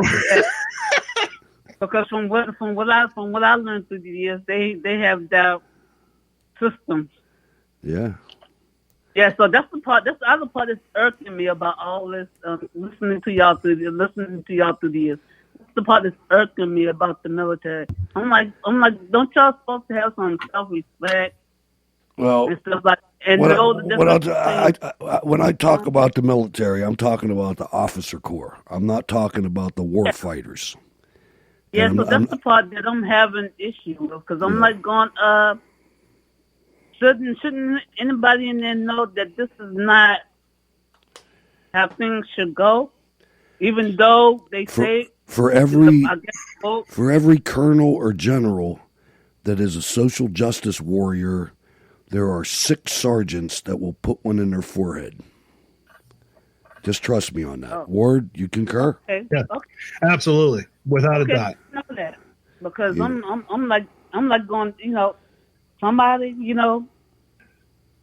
because I thought Milley was a decent person because he was kind of sort of being a little bit I guess what you call rough. But then he did what he did, and I'm like going, what's that? What was that about? That was just weird. Well, the thing about the military, all branches, really, maybe not as much in the Coast Guard, but they are in bed completely with politicians, and the biggest one that comes to mind is John McCain. But also military contractors. And a lot of officers are very lazy. And when military contractors are there, they will pitch to you that they'll solve everything. You just give us the go-ahead. We'll take care of feeding all your troops. We'll take care of manning all your vehicles. We'll produce all this. And some lazy-ass colonel from West Point's like, yeah, okay, go ahead and do that. I'm going to the golf course. Okay. I mean, it's all about money, ain't a damn thing funny. And President Eisenhower warned us about this in his farewell speech. Go ahead. Do they have to do any kind of like paperwork? That's all, either kind of filings and stuff like that. Oh, sure. 'Cause I'm trying to figure out, how can they get away with all this stuff when they got to do paperwork, filings, and they got to dot every I, cross every T, and making sure everything is in the proper order. The deep state is the ones that read the reports. Okay, that explains you know what that. I mean? Yeah, it's shady out there. Hey, Regina, thank you for calling. I appreciate it. Okay. I always do. Uh-huh. All right, Okay. Regina from Richmond, ladies and gentlemen. Always a great call. I have one more clip, Ward, and this is the money shot. That wasn't nice to say. But this is the report that bothered me the worst. I've said in the past, I'm not a big fan of Trey Gowdy. I mean, I like the guy. He looks like a great guy. But I know his role while he was in Congress was to bullshit America, and he did an excellent job. He was in there, and he got us through the Benghazi hearings with nothing happening. And he got us through some of the stroke and, subsequent coup hearings, and nothing happened. And he religiously provided information that was smoke and mirrors. And I want you to listen to this clip, Ward. You know what though? Let's do the clip. Go ahead. Okay, go ahead. Go ahead, play it, and then and I want to hear your thoughts after this, because what he's saying, it really sucks. Expectation is that he is going to access documents that Devin and Ratcliffe and I never got to see. He's going to access documents that the FBI never shared with Congress, and he'll write the definitive accounting of what happened. Whether or not there'll be more indictments or not, Maria, I don't know, and I like to assume that there will not be. And I know that puts me in a small minority, but I'm assuming that the Klein-Smith indictment will be the only one. But I would liken it to Secretary Clinton. She was not indicted, but when the jury in November of 2016 met, they did mete out punishment. They did mete out accountability. So regardless of it, whether Brennan or Comey or Strzok or Page or Baker or anyone else suffers a criminal consequence, the jury has a chance in November of 2020 to weigh in and say, you know what? You didn't meet our expectations for law enforcement. We're going to mete out the punishment whether or not there's an indictment or not. Yeah, but you can imagine some viewers looking at this system and saying there are two different systems of justice. Raise your hands, you ladies oversaw and gentlemen. the investigation into the Hillary Clinton email scandal, and I mean, look, when you look back at that, there were 30,000+ emails which were destroyed. I mean, I call that obstruction. There was a meeting 2 days before Hillary Clinton was to get an interview with the FBI, a meeting on the tarmac in Phoenix with Hillary Clinton's husband and a sitting attorney general. Loretta Lynch met with him on a private plane. They actually people found out about that meeting, and they said, oh, we were talking about the grandkids. I mean, come on. So I ask you this, is there any way at all that, for example, the Chinese Communist Party, knowing their espionage, knowing what they've done, is there any way they did not know that a sitting Secretary of State and a sitting President, Barack Obama, were communicating on an unsecured server? And were they breaching? And were they looking at those emails in China? Well, you raise a lot of good points. Let's go back to Jim Comey's infamous July 5th press conference, and let's go back and look at the drafts of his speech and the fact that he had included the likelihood, the probability that a hostile foreign country had accessed her server. And then he decides to edit that out. So you point out the discrepancies between the way President Trump was treated and the way Secretary Clinton. So just to translate what you just heard, after you heard Kamala Harris say Russia, Russia, Russia, you heard the Michigan Secretary of State say it's going to take more than a week for Michigan, a swing state, to provide their election results. And now you have Trey Gowdy telling you, whatever you do at the ballot box, because nobody's going to jail. And God damn it, explicit tag, I don't care, Ward. This is war, man. This is a deep state guy that's telling you. He's telling you what's going to happen. I don't think he's right. I hope not. But and here's why. If you look at the analysis that Sundance does, it's sure. possible. Yeah, it is. But here's the problem I have with that. What's his name? The one that just took the plea deal. No, not Strzok. Feynman, whatever his name was. I forget his name. The one that just the Finkelstein shit kid. Yeah, whatever. the one that came out and said, yeah, I'm going to plead guilty, blah, blah, blah, blah. Right. The dude's pleading guilty before, whatever. He's pleading guilty before there's any kind of a trial. If that's the case, that means he's ratted on somebody. He's made a plea deal. But that doesn't mean they're going to prosecute it. Why wouldn't you? Why don't you? If you're going to make this guy a deal, if they give prosecute, this guy a deal, think about what happens if they prosecute. Half the Democrat Party goes to prison. Half the Democratic Party may go to prison once Giselle Maxwell's done. I got something on that too, if we have time. I hope we do. But I mean, here's the other thing too that nobody's really put one-on-one together on. Have you noticed and I posted a thing on our Facebook page, which actually has over 24,000 shares. My goodness. It's just ridiculous how that thing. Why don't we have 24,000 views on our show every night? Because it's when somebody takes it and shares it on their page, and then people share it from there out. But anyway, that's neither here nor there. My point is, there's been so many child pedophile rings that have been broken up in the last 2 months. It's almost been as though they've started to be broken up as soon as she got arrested. So do you think that maybe that's where they're getting their leads from? Maybe on that issue, yeah. But let's go back to the coup. These people use the FBI, the CIA, the IRS, the DEA, the Department of Education. Well, here's the thing that's a bitch. To take down us, Ward. Yeah. Well, here's the thing that's the bitch. The Judicial Watch with FOIA, just simple FOIA requests, has done more investigative reporting than Congress. And Tom Fitton is saying the same thing, Ward, about there's not going to be any prosecution. Tom Fitton is saying the same. This is what bothers me. Yeah. I know where we're at. You know where we're at. But is A.G. Barr able to do what he has to know? Now keep in mind, A.G. Barr was in there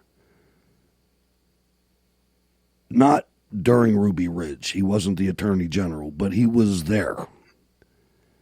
I mean, and I really want to love the guy. But, Ward, I got an education when you and I were reporting on Benghazi and the one before that, the gun running, Fast and Furious. Fast and Furious, I mean, we reported, if you go back and listen to you and I, we knew somebody was going to jail. And then I fast forwarded to now, and it's like. But it's the same thing. We keep putting all kind of faith and trust into Congress. The Congress is going to do something. And, you know, when Fast and Furious was going on, we knew that there's no way that, what the hell was his name? The Attorney General, Holder. The wingman. Holder, yeah. Eric Holder, black revolutionary from Columbia University. But we knew point blank, there's no way he gets away with this. Right. But he did. I know. I could play clips. Oh, yeah. You can play whole shows where we just went on and on about how he should have went to jail. I mean, we were like freaking peacocks, man. We were, he's done, man. Da, da, da, da. Hey, goodbye. Didn't happen. But you know what, though? The difference that I'm seeing, though, now is like Devin Nunes is actually putting in criminal referrals. We didn't see that before. Right, but if they go to the Justice Department and the Justice Department is whacked, then I don't know, man. I'm just, you know I want law and order. You know what I want. Absolutely. We're on the same page, man. Yeah, without a doubt. You know, just for civility, I mean, if we don't have law and order, we are China. Yeah. You know? Let's go to Q. I've never talked about Q on this show, at least not the way I'm getting ready to now in what time I have left. This is by Deborah Franklin and comes from the American Thinker. And I would I would suggest that listeners go check out the American Thinker. Q names pedophile politicians vulnerable to blackmail. This goes to what Ward was just talking about. You are not supposed to pay attention to anything published on the website QAnon. Avert your eyes. Democrat politicians and their media allies are sharpening their attacks against Q to make sure as few people as possible read what is published there.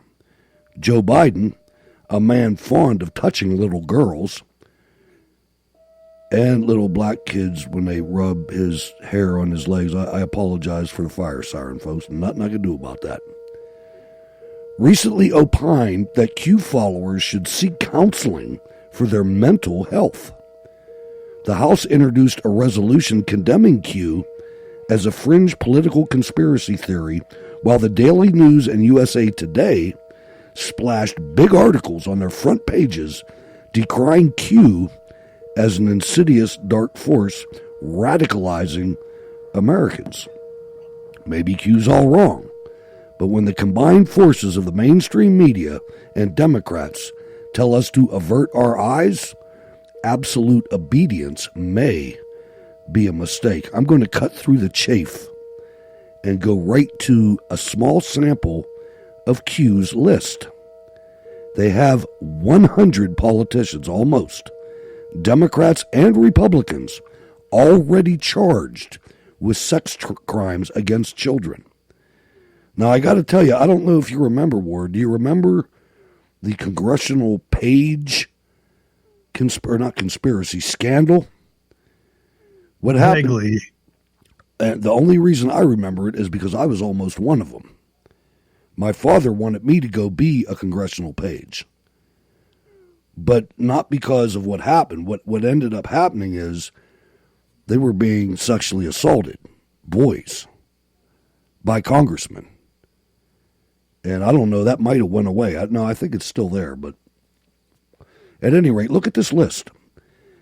Democrat Illinois State Representative Keith Farnham has resigned and was charged with possession of child pornography and has been accused of bragging at an online site about sexually molesting a 6-year-old girl. Democrat Radnor, that's in Pennsylvania, Radnor Township Board of Commissioners Philip R. resigned from his position after being charged with possession of child pornography and abusing children between 2 and 6 years old. Democrat activist and BLM organizer Charles Wade was arrested and charged with human trafficking and underage prostitution.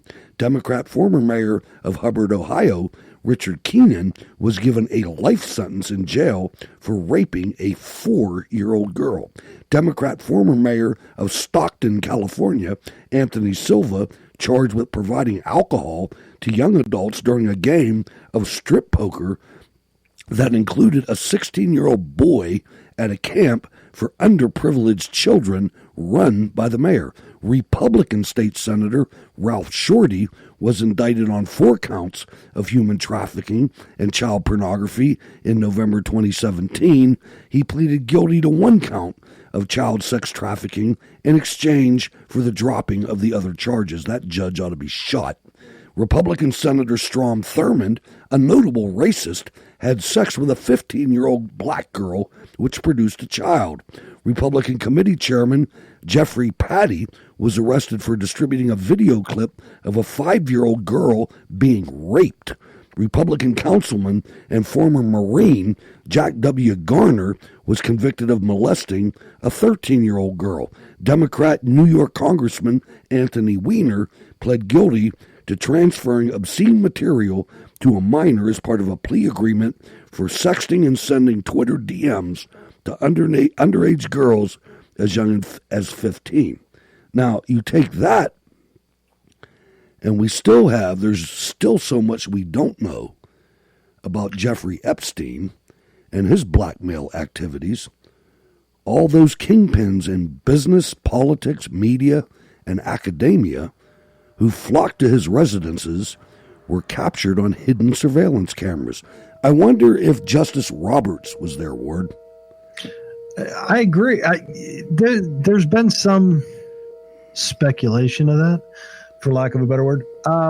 Here's my thing about the whole QAnon thing. The word conspiracy theorist came from the CIA, and the CIA used that to denigrate anybody that thought that the Warren report wasn't correct. So if you didn't believe that the Warren report, that there was only a single shooter, and you said, hey, maybe there was somebody in the grassy knoll, you were at that point a conspiracy theorist. Sure. It's the same thing that they're doing now. I agree. All the media. That's what caught my eye. That's what caught my eye about this. And that's the thing, though. Whether they're right or wrong, whether this thing is, there has to be strange of truth to it for the media to so vehemently degrade them, for them to come out and be and like politicians as well. Yeah, absolutely. Oh, Adam Schiff. I want to know what Adam Schiff does. Adam Schiff, I'm telling you, that's a creepy dude. I know I'm a father. I'm a father of a beautiful daughter, and Adam Schiff sends my antenna up every time I see him. That guy is a freak. I'd be more worried I'm around my son. Yeah, that's true. That's true. But my son would snap his head off. I'm not worried about my son. My son would beat.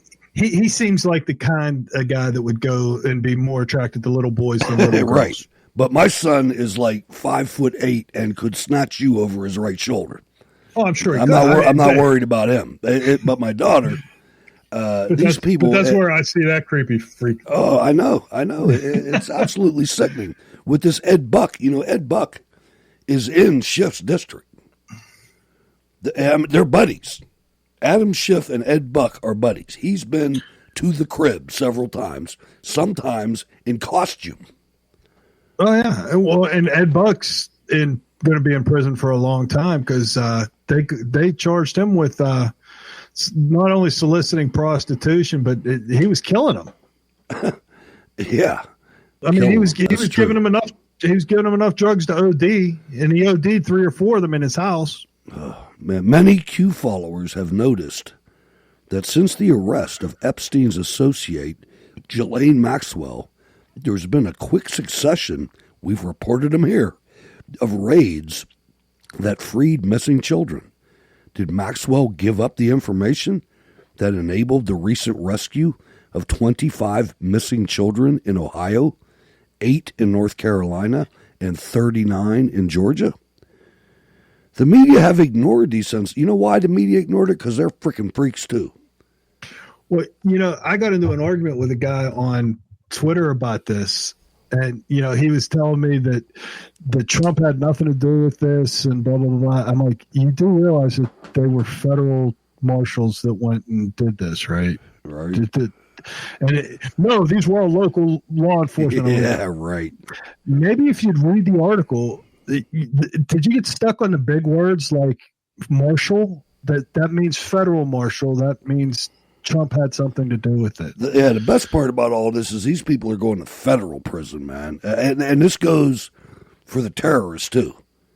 This goes for all these BLM. One of the best things that ever happened was local cowards like Peduto, like Wolf, like Wheeler, whatever the governor's name is in Oregon. When they back down, the only one left is the federal government. And now you get sent to prison in the federal government.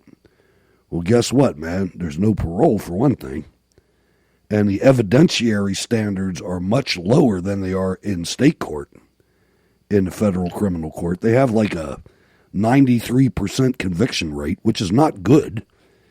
But in this case, it is. But not only that, Barr just implemented the death penalty in federal cases. That too. Yep, that too. I forgot about that. You're absolutely right. So I think that they seen this coming, and I think you're going to see some stuff there. I think so too. I certainly hope so. I don't know. This coup, man, it's a big deal, and it's it would be history making if it happened. Just think about it. It would be. I don't know if they. I don't know. I know what I think should happen, but I'm a little nervous that I don't know if Attorney General Bill Barr. I know President Trump's up to it. Well, the thing is, as far as the pedophiles go and whatnot, with the whole Giselle Maxwell or Glenn Maxwell, however you pronounce Maxwell. It is weird. I know it's weird. It's weird. Yeah, because I keep wanting to say Giselle, but it's not Giselle, and I think pronounce it Glenn. And we're from Pittsburgh, so we're all handicapped. We're looking at this word going, Ghislaine? Ghislaine. Ghislaine? No, it's Ghislaine like Maxwell. It's like they come up with something that doesn't even work with the letters. I foresee more happening on that front, at least initially, because Trump has been talking about going after these pedophiles since 2012. Yeah, I mean, there's Twitter things that go back to 2012. Once he started, he started having grandkids, man, it was like, oh, no, hold on. You know what I mean? They could snatch one of my grandkids up. Because I feel that he is totally about his family, man. I mean, oh, yeah. This is one of the coolest presidential families I've ever seen, man. I mean, it's like they're all on board, boy. Except for the ugly sister or something. She didn't make it, but we all have one of those. Sure. I got a brother. Anyway. Yeah. Well, I thought it was his niece. I thought it was his niece. Okay. That'll work. Yeah, come to, I got to say bad things so I can make some money. He's like, whatever. Yeah. Yep, you're right, man. No doubt about it. Good show, Ward. Final comments, and how can people get in touch with you? I have really no final comments other than you can get in touch with me on social media. I'm on Twitter at Wardy22. I'm also on Parler at Ward Miller. You don't forget the Facebook page, facebook.com/Cold War Radio 22. Jump on, post stuff. I mean, we're starting to get a whole bunch of hits and a whole bunch of likes and a whole bunch of distribution stuff. So let's get it on. Let's do it, man. Here we go. All right. Thank you, sir. Great show. The email to the program, scrtv@live.com. Check the show out at Spreaker. Look under news and news commentary. Check out the iHeartRadio podcast. They're paying the bills, ladies and gentlemen. We also have a Cold War Radio app in your app store, no matter what kind of phone you have. And if you go to YouTube, there's captions. Go to rsbn.bandcamp.com. Support Jacob Seals. Hell of a musician. We'll catch you Wednesday, ladies and gentlemen. I'm heading back to the Black Lives Matter city of Pittsburgh in the morning. God bless.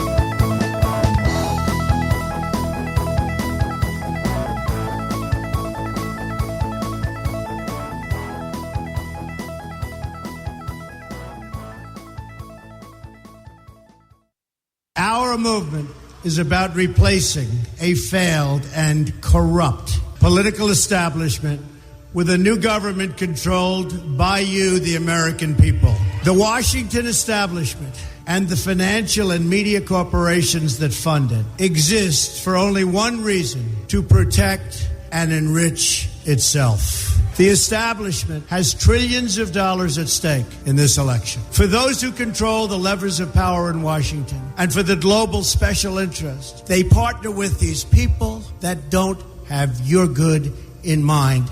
Our campaign represents a true existential threat like they haven't seen before. This is not simply another 4-year election. This is a crossroads in the history of our civilization that will determine whether or not we, the people, reclaim control over our government. The political establishment that is trying to stop us is the same group responsible for our disastrous trade deals, massive illegal immigration, and economic and foreign policies that have bled our country dry. The political establishment has brought about the destruction of our factories and our jobs as they flee to Mexico, China, and other countries all around the world. It's a global power structure that is responsible for the economic decisions that have robbed our working class, stripped our country of its wealth, and put that money into the pockets of a handful of large corporations and political entities. This is a struggle for the survival of our nation, and this will be our last chance to save it. This election will determine whether we're a free nation or whether we have only the illusion of democracy, but are in fact controlled by a small handful of global special interests rigging the system, and our system is rigged. This is reality. You know it, they know it, I know it, and pretty much the whole world knows it. The Clinton machine is at the center of this power structure. We've seen this firsthand in the WikiLeaks documents, in which Hillary Clinton meets in secret with international banks to plot the destruction of U.S. sovereignty in order to enrich these global financial powers, her special interest friends, and her donors. Honestly, she should be locked up. The most powerful weapon deployed by the Clintons is the corporate media, the press. Let's be clear on one thing. The corporate media in our country is no longer involved in journalism. They're a political special interest, no different than any lobbyist or other financial entity with a total political agenda, and the agenda is not for you, it's for themselves. Anyone who challenges their control is deemed a sexist, a racist, a xenophobe. They will lie, and then again, they will do worse than that. They will do whatever is necessary. The Clintons are criminals, remember that. This is well documented, and the establishment that protects them has engaged in a massive cover-up of widespread criminal activity at the State Department and the Clinton Foundation in order to keep the Clintons in power. They knew they would throw every lie they could at me and my family and my loved ones. They knew they would stop at nothing to try to stop me. Nevertheless, I take all of these slings and arrows gladly for you. I take them for our movement so that we can have our country back. I knew this day would arrive. It's only a question of when.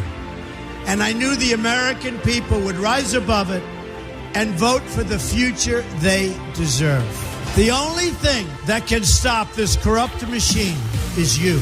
The only force strong enough to save our country is us. The only people brave enough to vote out this corrupt establishment is you, the American people. Our great civilization has come upon a moment of reckoning. I didn't need to do this, folks, believe me. I built a great company, and I had a wonderful life. I could have enjoyed the fruits and benefit of years of successful business deals and businesses for myself and my family. Instead of going through this absolute horror show of lies, deceptions, malicious attacks, who would have thought? I'm doing it because this country has given me so much, and I feel so strongly that it's my turn to give back to the country that I love. I'm doing this for the people and for the movement, and we will take back this country for you, and we will make America great again.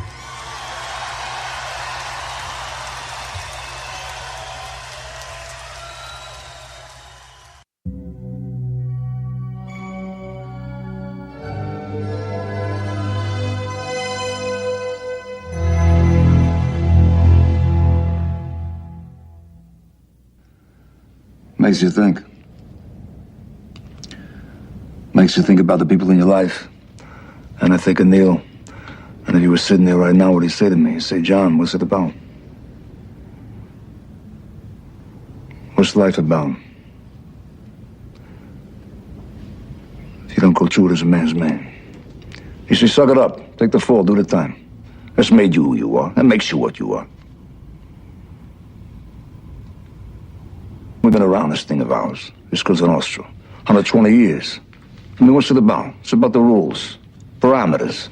When you take the beating for the friend, you don't run, you don't lay down, you don't betray who you are, what you are. Self-esteem. Self-esteem is basic. You pick it up in the street, that goes with the street. You got to remember Angie here. I love this guy. I loved him. And he was stupid. He never listened to me. He always wanted goddamn dope money. He never rolled. Do you know that? He never rolled. My brother Gene, Joey DeMig, they don't roll. They're doing 1,000 years now. They don't roll. They don't rat, White. That's the rule. You don't break, you don't rat.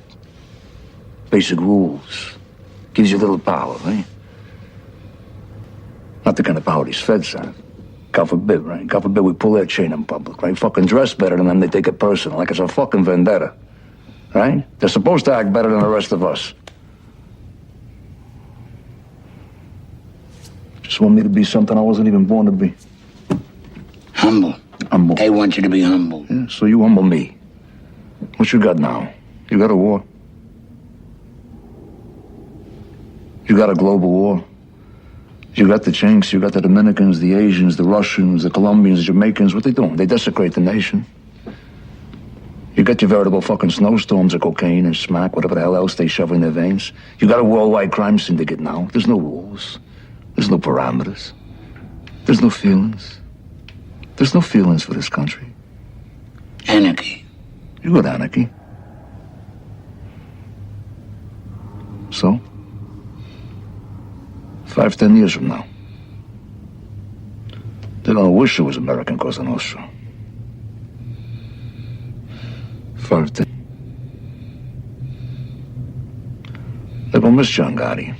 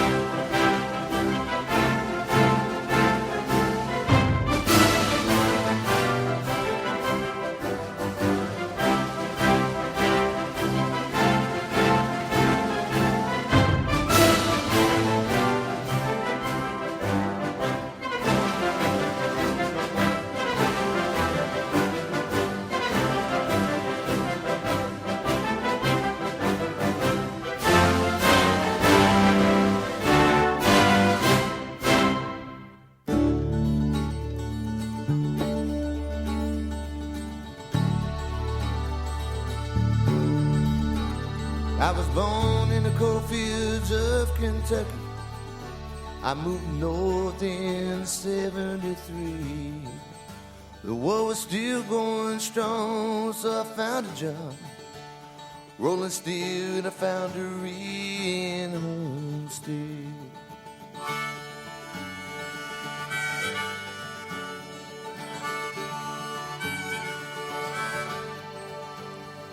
I worked beside a guy named Chris Baskin, who taught me how to keep safe. He said there's many a man who lost the fingers from their hands. You can wind up people dead in the homestead.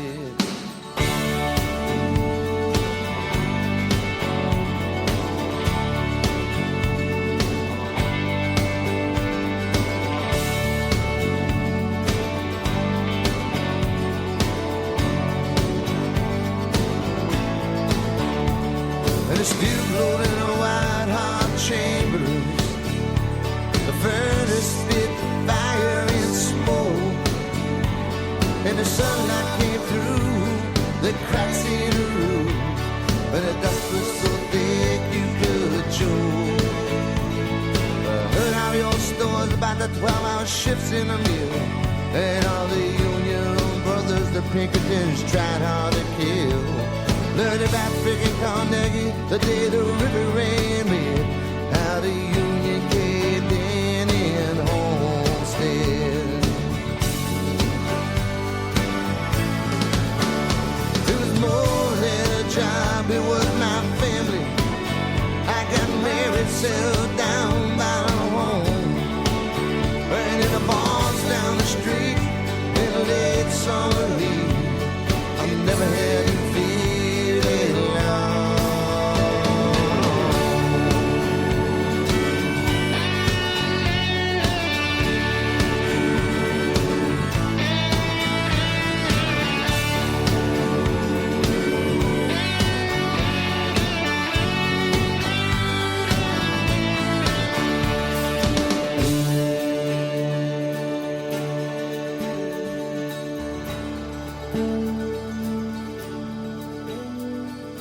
I got worked in those old mills down till there's nothing left but the sweat and blood in the ground.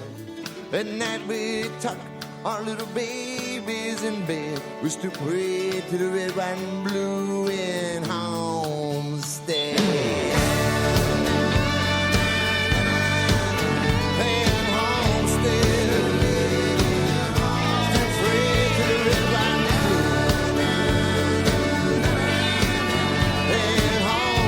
Still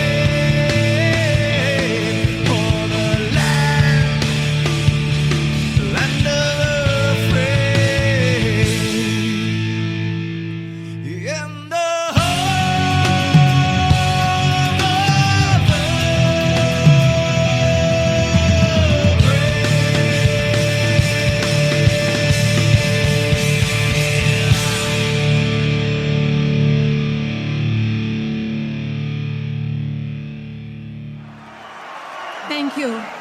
Let us pray. Our Father, who art in heaven, hallowed be thy name. Thy kingdom come, thy will be done, on earth as it is in heaven. Give us this day our daily bread, and forgive us our trespasses, as we forgive those who trespass against us. And lead us not into temptation, but deliver us from evil. For thine is the kingdom, and the power, and the glory, forever and ever. Amen.